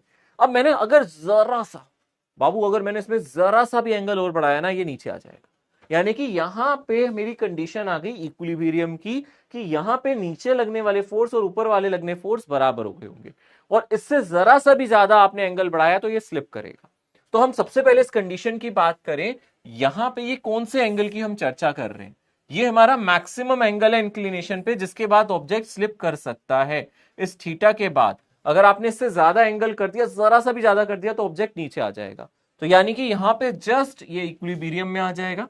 आपने यहां पे ऑब्जेक्ट रखा, और अब आप इस पे फोर्सेस के बारे में डिस्कशन करो। जल्दी से फोर्सेस देखो, आपको याद है इसके कंपोनेंट्स, फोर्सेस के कंपोनेंट लेने, जल्दी से सोचो। आपको याद है हमें पढ़ा था कि नीचे कितना फोर्स लगता है, यहां पे कितना फोर्स लगता है, सारे फोर्सेस आपको सोचने हैं, मेहनत करनी है। ये फोर्स कितना होगा, यहां पे फोर्स कितना लगेगा, अभी तक हम लोग ये जानते हैं। इन फोर्सेस के नाम लिखो। चलो सबसे पहले अगर आप ध्यान से देखोगे, यहां क्या लगता था, mg sin थीटा, याद आ रहा है। यहां पे क्या लगता था, mg cos थीटा लगता था। यहां पे क्या लगेगा, नॉर्मल रिएक्शन लगेगा। और पीछे क्या लगेगा, क्योंकि अब फ्रिक्शन भी है, पीछे क्या लगेगा यहां पे, क्योंकि फ्रिक्शन लगेगा ना पीछे की तरफ, तो यहां पे क्या लगेगा, फ्रिक्शन लगेगा। और मैं कह रहा हूं कि ये एंगल जरा सा भी बढ़ाया ये नीचे आ जाएगा, तो ये लिमिटिंग फ्रिक्शन है। समझ में आ रहा है इसको लिमिटिंग फ्रिक्शन क्यों कह रहे हैं, क्योंकि मैंने बोला अगर मैंने एंगल थोड़ा सा भी बढ़ाया ये मूव करेगा, और इसकी टेंडेंसी है मूव करने की, यानी कि ये लिमिटिंग फ्रिक्शन बन गया, यानी कि मैं इसको μs इंटू नॉर्मल कह सकता हूं। ठीक है ना। अब हम लोग इस एंगल पे चर्चा करें, सर क्या हम इस एंगल को निकाल सकते हैं, can we find this angle after which it start sliding down, क्या हम इस एंगल को निकाल सकते हैं, बिल्कुल। इक्विलिब्रियम है ना, अभी तो इक्विलिब्रियम है ना, हम यहाँ एक्सेलरेशन 0 लेके चल रहे हैं, किसी डायरेक्शन में नहीं है। तो r किसके बराबर होगा, यहाँ पे r बराबर होगा mg cos थीटा के, r बराबर होगा यहाँ पे mg cos थीटा के, और mg sin थीटा किसके बराबर होगा, अगर आप ध्यान से देखोगे यहाँ पे mg sin थीटा यहाँ पे बराबर हो जाएगा किसके, μs इंटू आर के, यानी कि mg cos थीटा के। पहले मैं पूरा लिख देता हूं, μs इंटू आर, फिर नेक्स्ट स्टेप में लिख देता हूं, यहां पे आपका sin थीटा किसके बराबर हो जाएगा, μs into mg cos theta के। जो कैंसिल हो रहा है उसको काट दो, यानी कि sin थीटा किसके बराबर आ गया, आपके μs cos थीटा के बराबर आ गया। अब cos थीटा को इधर ले जाओ, तो यहां से tan थीटा किसके बराबर आ जाएगा, μs के। बहुत ही कॉमन सा एंगल है ना, क्योंकि यही एंगल हमारा एंगल ऑफ फ्रिक्शन भी आया था, याद है, this angle was equals to angle of friction. But यहाँ पे इंक्लिनेशन पे ये एंगल किसके इक्वल आ रहा है हमारा, ये मैक्सिमम एंगल है। यहाँ पे थीटा क्या है, theta is maximum angle after विच, ठीक है ना, after which object start sliding down, object starts sliding down, इसके बाद ऑब्जेक्ट नीचे की तरफ स्लाइड करना स्टार्ट करेगा। यहां भी कर सकता है कांस्टेंट वेलोसिटी से, पर बट यहां पे एक्सेलरेशन 0 है। तो इससे ज्यादा अगर आपका एंगल थीटा, अगर इससे देखो यहां से थीटा कितना आ गया, अगर हम ध्यान से देखेंगे tan इनवर्स म्यू एस, ठीक है ना। इसको हम लोग एंगल ऑफ रिपोज भी कहते हैं, इसी का दूसरा नाम है एंगल ऑफ रिपोज। इसी एंगल को हम एंगल ऑफ रिपोज का नाम देते हैं। ये वो एंगल है, ये वो वाला मैक्सिमम एंगल है जिसके बाद ऑब्जेक्ट नीचे स्लाइड करना स्टार्ट करता है। This is a maximum angle. आप सरफेस को और ज्यादा इंक्लाइन कर दोगे, ये ऑब्जेक्ट नीचे स्लिप करके आ जाएगा। आपको पता है ऊपर ऐसे करने से क्या होता है, आपका नॉर्मल कम होना स्टार्ट हो जाता है, और नॉर्मल कम होगा तो फ्रिक्शन कम होगा और ये नीचे स्टार्ट करेगा स्लाइड करना, ठीक है। This is called angle of repose. तो मैं यहां हेडिंग भी डाल देता हूं ताकि अगर आप पढ़ना चाहो तो आप याद रखो, इसी को हम एंगल ऑफ रिपोज कहते हैं। इससे ज्यादा अगर एंगल हो गया तो ये ऑब्जेक्ट नीचे की तरफ स्लाइड करना स्टार्ट कर देगा। इससे ज्यादा एंगल पे आप इसको रख नहीं सकते, इसके बाद ये नीचे स्लाइडिंग करेगा, ठीक है। समझ में आ रहा है अच्छी तरीके से। अब आपको एक चीज फिर से देखनी है, अगर हम स्मूथ सरफेस की बात करते थे तो कोई फ्रिक्शन नहीं होता था। यहां पे आप फोर्सेस की बात करो, एक यहां होता था, यहां होता था, यहां नॉर्मल होता था, यहां पे mg cos थीटा होता था, यहां पे mg sin थीटा होता था, और पीछे कोई फ्रिक्शन नहीं था, इसलिए ये ऑब्जेक्ट नीचे स्लाइड कर लेता था, ठीक है ना। पर यहां पे स्लाइडिंग की कंडीशन मैंने निकाली, अगर आपका एंगल ऑफ रिपोज से ज्यादा है, ठीक है ना। If theta is greater than 10 inverse mu S, अगर आपका ये वाला एंगल रिपोज एंगल से ज्यादा है तो स्लाइड होना स्टार्ट होगा, तो हमारा ऑब्जेक्ट स्लाइड करना स्टार्ट करेगा विद सम एक्सेलरेशन, ठीक है। क्लियर है। तो अब हम यही कंडीशन लेते हैं कि हम उन एंगल्स की बात करेंगे जो एंगल ऑफ रिपोज से ज्यादा है, ठीक है ना। मतलब if my angle, if angle of inclination is greater than, if angle of inclination, अब हम angle of inclination को किससे ज्यादा ले रहे हैं, angle of inclination is greater than angle of repose। अगर angle of inclination 10 inverse mu S से ज्यादा है तो क्या होगा, तो ऑब्जेक्ट नीचे की तरफ एक्सेलरेट करेगा। तो इसकी एक्सेलरेशन क्या होगी, हम वो निकाल लेते हैं। अब मेरा यहां पे जो एंगल है वो काफी ज्यादा है कि ऑब्जेक्ट नीचे स्लाइड कर रहा है। अब जो मेरा एंगल है वो काफी ज्यादा है कि ऑब्जेक्ट मुझे कहां जाता हुआ दिखेगा, बोलो बच्चों, ये मुझे नीचे स्लाइड करता हुआ दिखेगा। मान लेते हैं इसका मास m है और ये एंगल इतना ज्यादा है कि ऑब्जेक्ट स्लाइड कर रहा है। अब इसके फोर्सेस सोचो जल्दी से फटाफट, नीचे कितना लगता है, बस ये वाला फोर्स बताओ, ये कितना लगेगा आपका mg sin थीटा, है ना। इस वाले फोर्स की अगर हम बात करें, ये लगेगा मेरा mg sin थीटा, और यहां पे क्या लगेगा आपको पता है, नॉर्मल रिएक्शन, ठीक है। यहां पे जो ये फोर्स लग रहा है ये कितना लग रहा है, यहां पे आपको पता है नॉर्मल रिएक्शन, यहां पे आपको पता है mg cos थीटा, और यहां पे आप लोगों को पता है आपका fs। यहां पे आपको क्या लगेगा, कौन सा फोर्स लगेगा, अब यहां पे काइनेटिक फ्रिक्शन लगेगा, स्टैटिक नहीं, क्योंकि अभी ऑब्जेक्ट मूव कर रहा है, काइनेटिक फ्रिक्शन यहाँ की म्यू के इनटू नॉर्मल। अब यहाँ पे काइनेटिक फ्रिक्शन होगा बच्चे, क्योंकि ये ऑब्जेक्ट मूव कर रहा है। अब यहाँ पे स्टैटिक फ्रिक्शन की बात नहीं करेंगे, यहाँ कौन सा फ्रिक्शन लगेगा, काइनेटिक फ्रिक्शन। तो अब आप लोग ध्यान से सोचो, इसका नेट एक्सेलरेशन डाउनवर्ड है ना, नेट एक्सेलरेशन कितना है, अगर आप ध्यान से देखोगे डाउनवर्ड है, तो यहां पे नेट फोर्स क्या होगा नीचे की तरफ, खुद सोचो, mg sin थीटा नीचे, फ्रिक्शन पीछे, mg sin थीटा नीचे, फ्रिक्शन पीछे, तो net force mg sin theta minus friction होगा। आप खुद सोचो, यहां पे अगर आपसे मैं नेट फोर्स पूछूं तो वो कितना होगा, mg sin theta minus friction, यानी कि म्यू के इंटू नॉर्मल। और आपको पता है नेट फोर्स क्या होता है, मा होता है, यहां से आ जाएगा mg sin theta minus mu के, सॉरी माइनस म्यू के और इंटू नॉर्मल, यानी कि mg cos थीटा के बराबर। और यहां से हमारा m कट जाएगा हर जगह, तो मेरा एक्सेलरेशन क्या आ जाएगा, सिर्फ g sin थीटा आता था पहले रफ स्मूथ सरफेस में, अब क्या आएगा, g sin theta minus mu के g cos थीटा, ठीक है ना। इवन आप यहां से g कॉमन ले सकते हो और लिख सकते हो sin थीटा माइनस म्यू के cos थीटा। तो अब आप कंपेयर करो इसको, ये मेरा एक्सेलरेशन आया है, ये मेरा एक्सेलरेशन आया है। स्मूथ सरफेस में एक्सेलरेशन सिर्फ g sin थीटा था, अगर फ्रिक्शन फोर्स हटा दो तो नीचे की तरफ एक्सेलरेशन g sin थीटा होता था।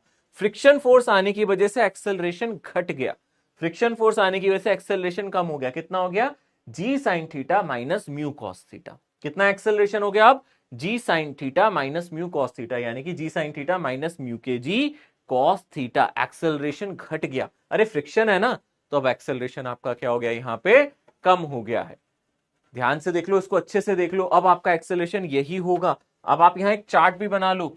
स्मूथ सरफेस पे क्या होता था, फ्रिक्शन वाले सरफेस पे क्या होगा, है ना। ये मेरी स्मूथ सरफेस है, this is for the smooth surface, और ये हमारी कौन सी सरफेस है, फ्रिक्शन वाली सरफेस है। तो यहां पे हम लोगों को क्या मिला, ध्यान से देखो, यहां पे हम लोगों को क्या मिला, यहां पे मेरा जो एक्सेलरेशन था वो था a is equals to G sine theta. But अगर आप यहां पे देखोगे, यहां पे किसी ऑब्जेक्ट को रखोगे, ऑब्वियसली आपका एंगल ऑफ रिपोज से ज्यादा है, उस केस की बात कर रहे हैं, तो यहां से acceleration G sine theta minus mu के जी म्यू के कॉस थीटा। ठीक है ना, जी तो आपने कॉमन ले लिया, दोनों में एक्सेलरेशन में फर्क आ गया। कहां एक्सेलरेशन ज्यादा आ रहा है, स्मूथ सरफेस पे, दोनों सेम एंगल पे हैं, यहां पे एक्सेलरेशन ज्यादा है, वहां एक्सेलरेशन कम हो जाएगा। ठीक है, डन। ये दो इंपॉर्टेंट बातें हम लोगों को पता होनी चाहिए। देखो यहां पे क्या क्वेश्चन है, इस क्वेश्चन को ध्यान से पढ़ो। A body of mass 10 kilogram is lying on a rough incline plane, इतना the minimum force required to pull the body up the incline plane.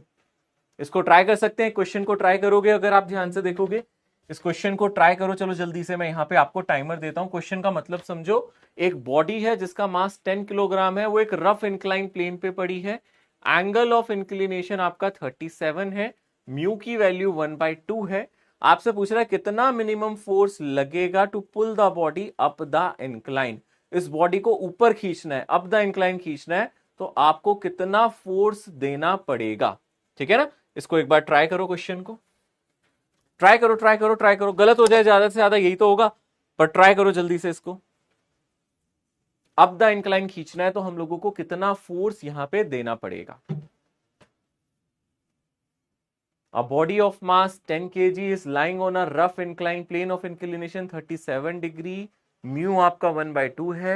The minimum force required to pull the body up the incline।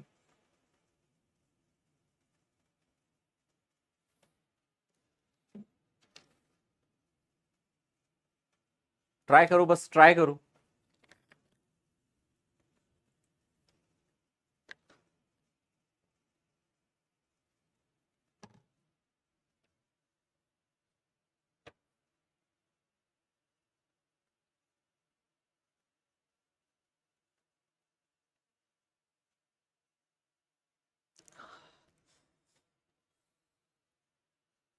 ठीक है, question का मतलब अगर आपने समझा हो तो क्वेश्चन में क्या कह रहा है, यहां पे एक इंक्लाइन प्लेन बना लो बेटा।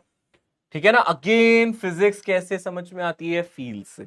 तो जब तक आप फील नहीं लोगे ये क्वेश्चन भी नहीं समझ में आएगा। क्वेश्चन का मतलब समझो, ठीक है ना, क्वेश्चन का मतलब समझो और फिर रिप्लाई करो। ठीक है, पहले तो इस क्वेश्चन का मतलब समझो। क्वेश्चन में क्या कह रहा है कि आपको एक ऑब्जेक्ट दिया है, एंगल ऑफ इंक्लिनेशन दिया है, ये इंक्लिनेशन एंगल कितना दिया है, 37 डिग्री। यहां पे एक ऑब्जेक्ट दिया है, यहां पे क्या दिया है, एक ऑब्जेक्ट दिया है। खुद सोचो, खुद सोचो, यही दिया है ना क्वेश्चन में। और क्या बोल रहा है, इस ऑब्जेक्ट का मास दिया है, कितना मास दिया है, जल्दी से बोलो, 10 किलोग्राम। यही दिया है, और कुछ, और क्या दिया हम लोगों को, यहां पे कोफिशिएंट ऑफ फ्रिक्शन दे दिया, वो हमने 1/2 दे दिया। ठीक है ना, ये हम लोगों को दे दिया। अब आप लोगों को इस ऑब्जेक्ट को कहां ले जाना है, चलो क्वेश्चन पढ़ के बताओ। क्या आपको इस ऑब्जेक्ट को नीचे ले जाना है या ऊपर ले जाना है, बताओ। कहां ले जाना चाहते हो इस ऑब्जेक्ट को, ऊपर या नीचे, बोलो। कहां ले जाना चाहते हो, अप द इंक्लाइन प्लेन, है ना। To pull the body up the incline, तो यानी कि आपको फोर्स कहां लगाना है, सोचो। यही तो लगाना है ना, इसको ऊपर ले जाना है, तो आपको फोर्स यहां लगाना है। मुझे बताओ इसकी टेंडेंसी कहां है, ऊपर मूव करने की। mg साइन थीटा कहां लग रहा होगा, नीचे। mg साइन थीटा कहां लग रहा होगा, नीचे। अब आप फ्रिक्शन सोचो, क्या वो भी नीचे लग रहा होगा। फ्रिक्शन नीचे लगेगा या ऊपर, ये कैसे पता चलता है सर। भाई एक बात बताओ, फ्रिक्शन हमेशा कहां लगता है, जहां ऑब्जेक्ट की टेंडेंसी हो, या फिर जहां ऑब्जेक्ट मूव कर रहा हो उसके अपोजिट डायरेक्शन में लगता है ना। यहां ऑब्जेक्ट की टेंडेंसी कहां जाने की है, बोलो कहां टेंडेंसी है, इसकी टेंडेंसी ऊपर जाने की है, तो फ्रिक्शन नीचे नहीं लगना चाहिए।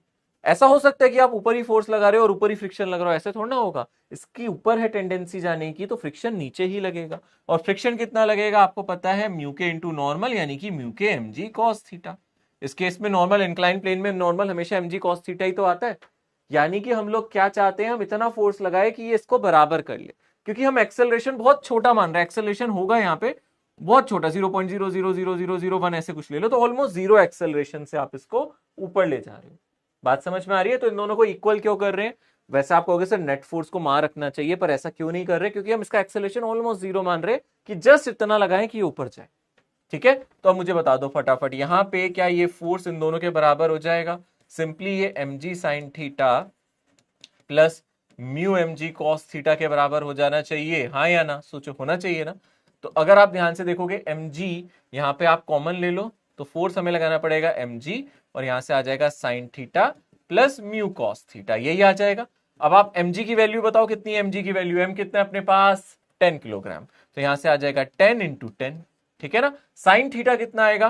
कितना एंगल है? 37, तो साइन 37 प्लस म्यू कितना है अपने पास? 1/2, और यहां पे आ जाएगा cos 37 डिग्री। कितना आ रहा है आप देखो फटाफट, फोर्स कितना आ रहा है? 100। साइन 37 हो गया 3/5 प्लस यहां पे आ जाएगा 1/2, और cos 37 होता है 4/5। कितना आया यहां पे?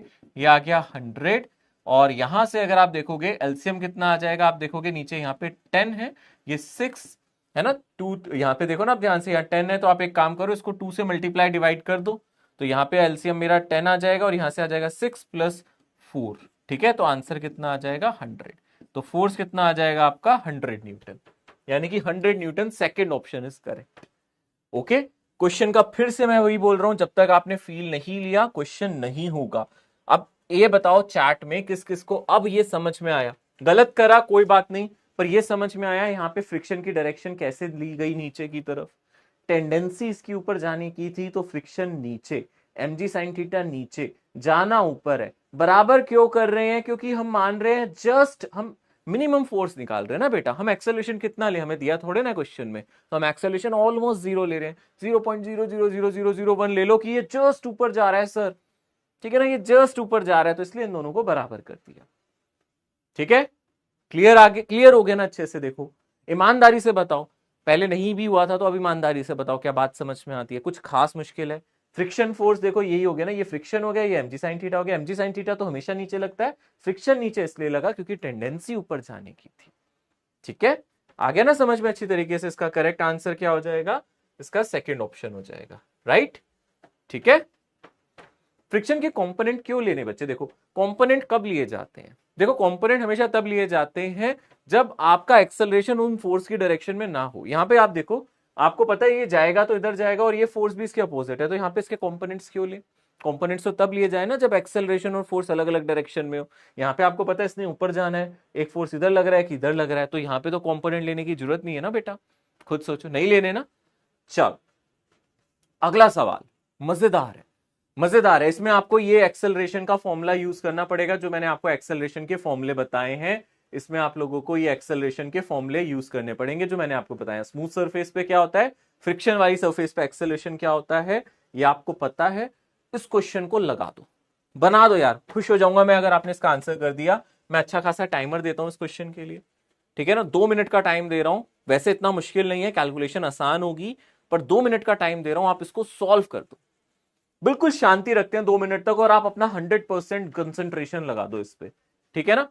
चैट से दूर रहो, चैट पे बिल्कुल ध्यान मत दो, चैट को दूर रखो, चैट पे बिल्कुल ध्यान मत दो।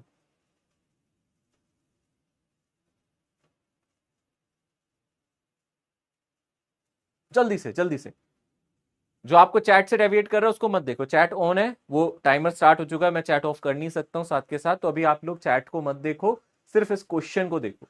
2 मिनट है, अपना 100% दे दो।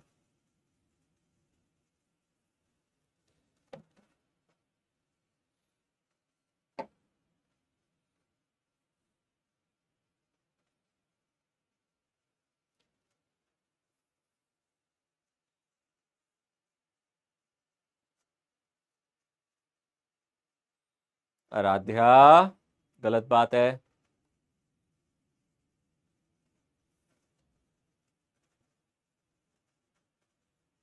सबको क्यों बता रहे बच्चे?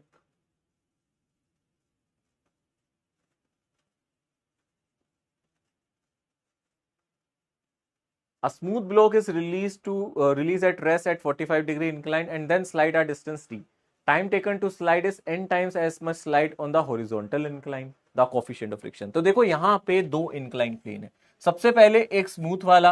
अच्छा, स्मूथ वाले पे कितना टाइम लगेगा नीचे आने पे? मान लो यहाँ पे कितना डिस्टेंस कवर करना है आपने, मान लो डिस्टेंस कितना कवर करना है एस, तो कितना टाइम लगेगा नीचे आने में? मुझे बताओ इसका एक्सेलरेशन कितना होगा स्मूथ वाले पे? एक्सेलरेशन जिसका कुछ भी नहीं हुआ वो ये तो कर सकता है ना, मुझे बता सकता है यहाँ पे एक्सेलरेशन कितना स्मूथ वाले पे आपने देखा था, जी साइन थीटा।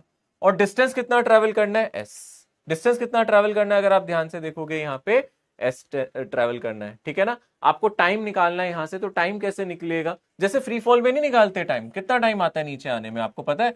√2h/g लगाते हो ना, यहां पे भी वैसे ही होगा, बस यहां पे एक्सेलरेशन जी साइन थीटा होगा। तो यहां पे स्मूथ सरफेस में जो टाइम लगेगा वो लगेगा कितना? √2 times distance divided by acceleration G sine theta. अरे ये इसी इक्वेशन से आया है, देखो इसकी इनिशियल वेलोसिटी 0 है ना। आप कौन सी इक्वेशन से निकाल रहे हो? s is to U T plus half A T square. यहीं से टाइम आ जाएगा, यहां से टाइम आ जाएगा √2s/a। मैं वही वाला फॉर्मूला लगा रहा हूं बेटा यहाँ पे। तो टाइम t1 कितना आएगा? स्मूथ सरफेस से नीचे आने में टाइम कितना लगेगा? √2s/g साइन थीटा, क्योंकि स्मूथ पे एक्सेलरेशन ये होता है। तो फ्रिक्शन वाले में कितना टाइम लगेगा? अब आप फ्रिक्शन वाले में भी तो यही लगाओगे सर, इसमें हमारी सरफेस फ्रिक्शन वाली है, इनिशियल वेलोसिटी 0 है, डिस्टेंस सर सेम ट्रैवल करना है, पर सर यहां पे जो टाइम लगेगा वो कितना होगा? √2s डिवाइडेड बाय, यहां पे एक्सेलरेशन कितना था याद है?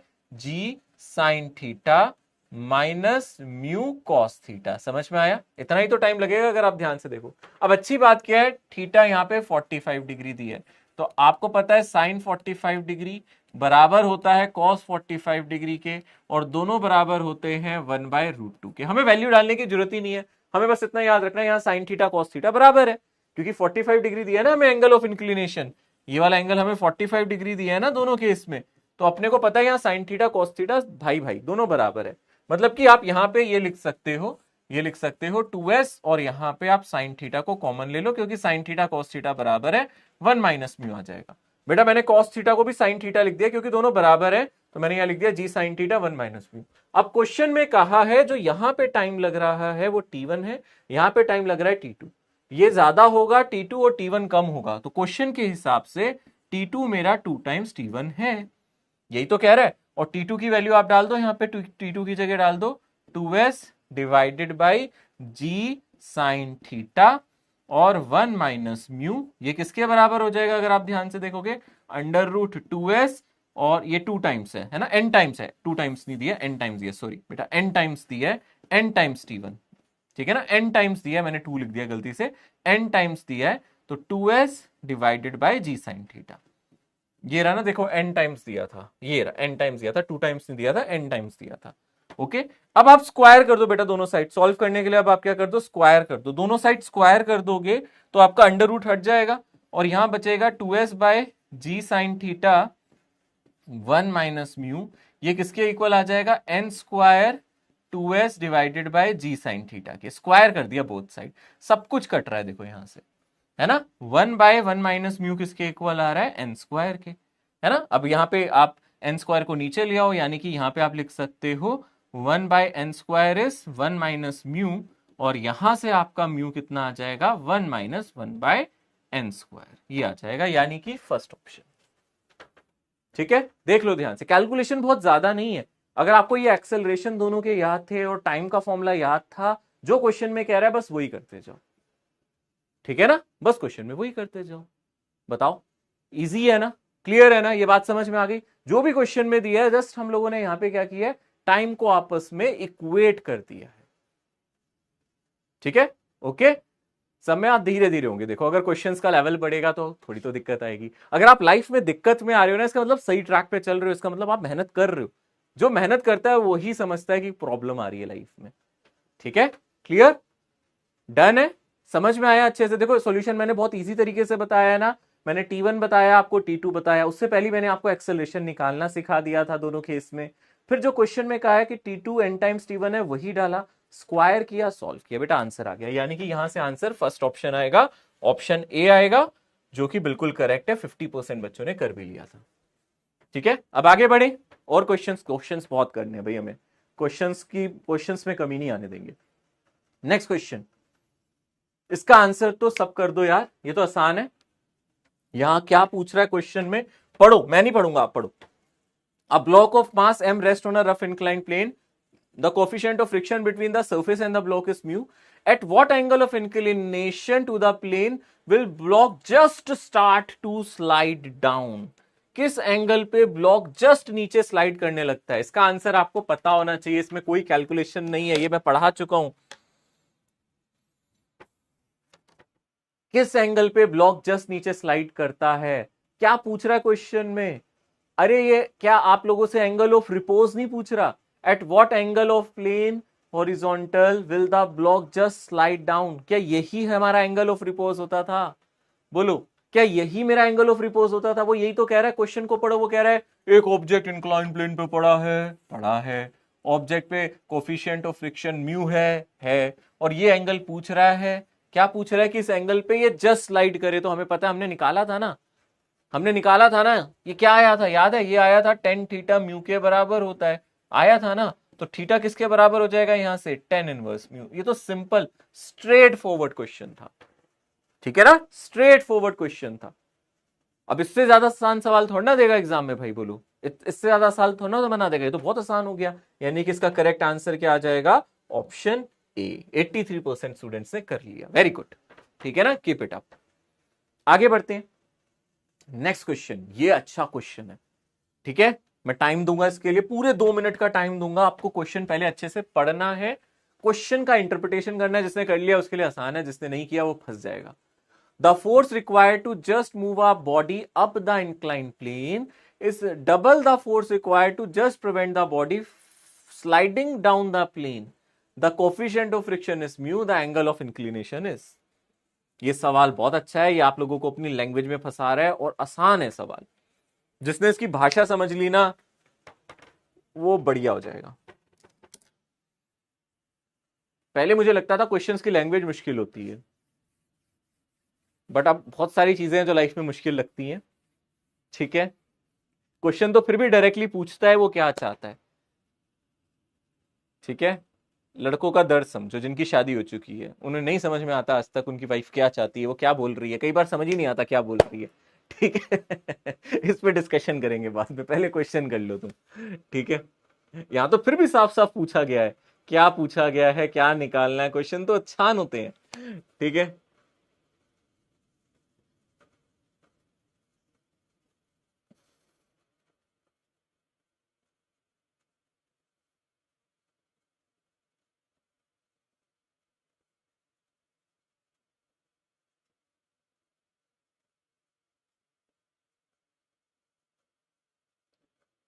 ओके दिव्यांशु, करेंगे करेंगे करेंगे। चलो चलो चलो, ध्यान से देखो, ध्यान से देखो, कैसे कैसे करे। देखो ये क्वेश्चन का मतलब समझते हैं, ठीक है। क्वेश्चन मदद करता है यार, क्वेश्चन हमारा दोस्त है, वो सब कुछ पूछता है, सीधे सीधे शब्दों में पूछता है, ठीक है ना। घर वालों के शब्द क्लियर नहीं होते, मम्मी के, वाइफ के, मुझे तो आज तक समझ ही नहीं है क्या बोल रहे हैं यार, ठीक है ना। क्या मतलब, कुछ और होता है, कहना कुछ और चाहते हैं, ठीक है। वही वाली बात है ना। अभी मैं आपको बताऊंगा, एक इंसिडेंस बताऊंगा इस क्वेश्चन के बाद, ठीक है ना, पक्का आता हूं उस पर, पर पहले क्वेश्चन समझा देता हूं मैं, ठीक है ना, भरा बैठा हूं, ठीक है। देख लो क्वेश्चन, चलो इसको देख लो, आ जाओ यहां पे आ जाओ, ठीक है। पहले क्वेश्चन देख लेते हैं, क्वेश्चन में क्या क्या रहा है। देखो पहले पहली वाली लाइन पढ़ते हैं। The force required to just move a body up an incline plane. पहले इतने फोर्स की बात करें, इस फोर्स को मान लेते हैं F1, इतने फोर्स को मान लेते हैं F1। यहां पे इंक्लाइन प्लेन है और यहां पे एक ऑब्जेक्ट रख लिया। बेटा यहां पे एक इंक्लाइन प्लेन है और यहां पे मैंने क्या कर लिया, एक ऑब्जेक्ट रख लिया। इस ऑब्जेक्ट को कहां मूव करना है, कमेंट्स में बताओ, कहां मूव करना है, अप द इंक्लाइन या डाउन द इंक्लाइन। कहां मूव करना है, अप द इंक्लाइन या डाउन द इंक्लाइन।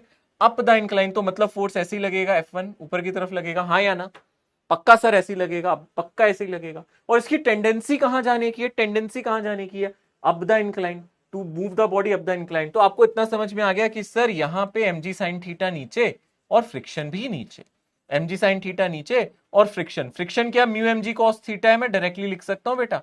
अब तक तो आपको याद हो गया होगा, फ्रिक्शन किसके इक्वल हो जाएगा, म्यू mg cos थीटा के।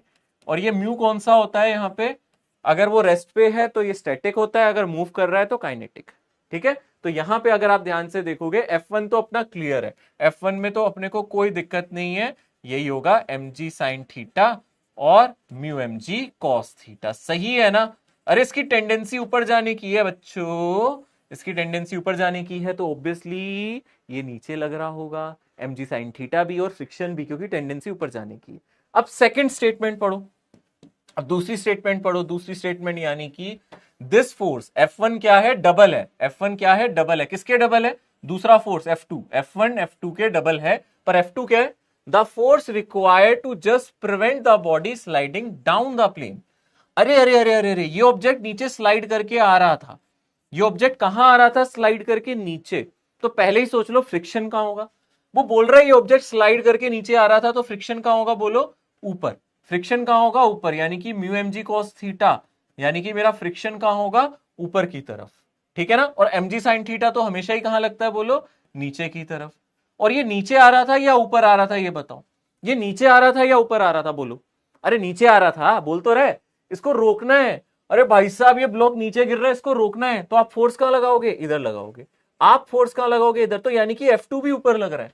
वो F2 पर क्यों लग रहा है, क्योंकि इसको रोकना है यार। खुद देखो बोल रहा है इसको स्लाइड करके ये नीचे आ रहा था। mg sin थीटा नीचे था, म्यू mg cos थीटा ऊपर होगा, यानी कि एंगल मेरा एंगल ऑफ रिपोज से बड़ा होगा, तो ये स्लाइड करके नीचे आ रहा होगा।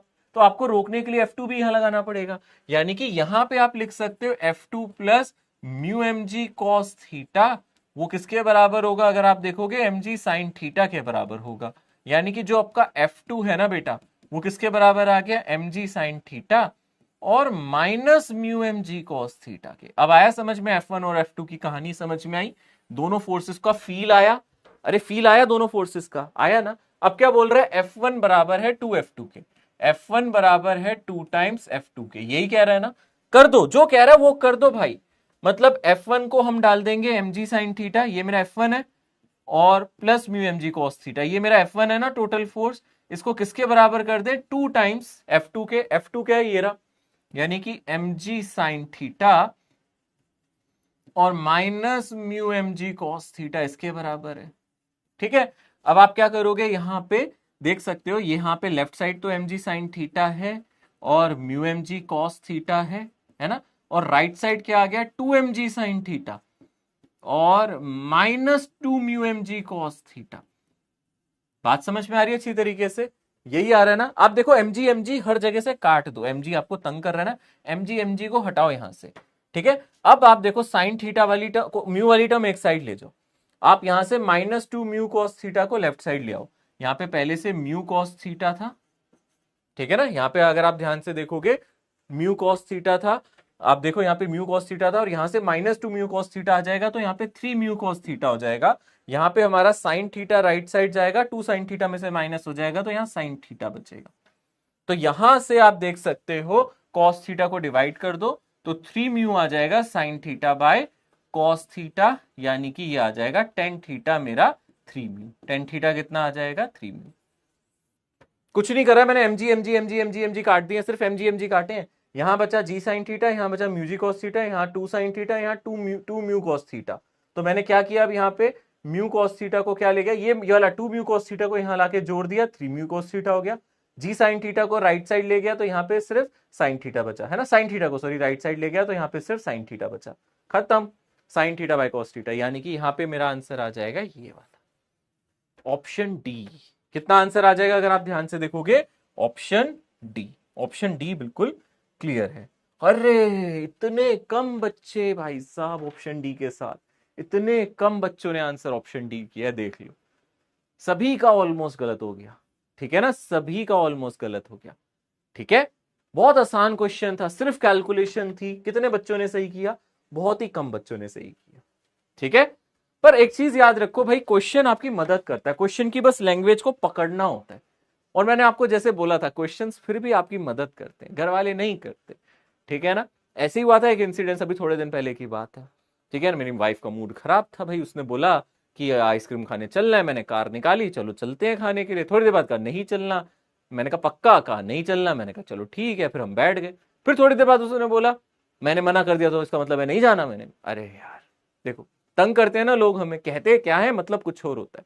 ठीक है। अगर वो हाँ कह रहे हैं तो भी ना है, ना कह रहे हैं तो भी है, तो समझ ही नहीं आता क्या हो रहा है। इंसानों को समझना मुश्किल है, क्वेश्चन समझना आसान है बाबू। ये इंसिडेंस मैं इसलिए नहीं बता रहा कि मैं वाइफ से तंग आ गया हूं। नहीं, मैं उससे बहुत प्यार करता हूं भाई। मैं इसलिए बता रहा हूं, इंसानों का मूड स्विंग्स होता है, उनकी बात समझना मुश्किल है। उनकी बात कुछ और होती है, मतलब कुछ और निकलता है। वो पीके देखिए ना मूवी, है ना, आई लव चिकन का मतलब ये थोड़े ना है कि मैं चिकन से प्यार करता हूं, है ना, वही वाली बात हो गई ना वहां पे भी, ठीक है। तो इसका मतलब यहाँ पे भी है, यहाँ पे क्वेश्चन जो कह रहा है वही पूछ रहा है, पर वहां पे इंसानों की बात अलग है, इंसानों की दुनिया अलग है, जो वो कह रहे हैं उसका मतलब कुछ और निकलता है। इसलिए बेटर है क्वेश्चन सॉल्व कर लो। इंसान नहीं समझ पाओगे, सवाल समझ जाओगे, ठीक है। इंसान नहीं समझ में आएंगे, सवाल समझ में आ जाएंगे आपको, ठीक है। क्लियर है।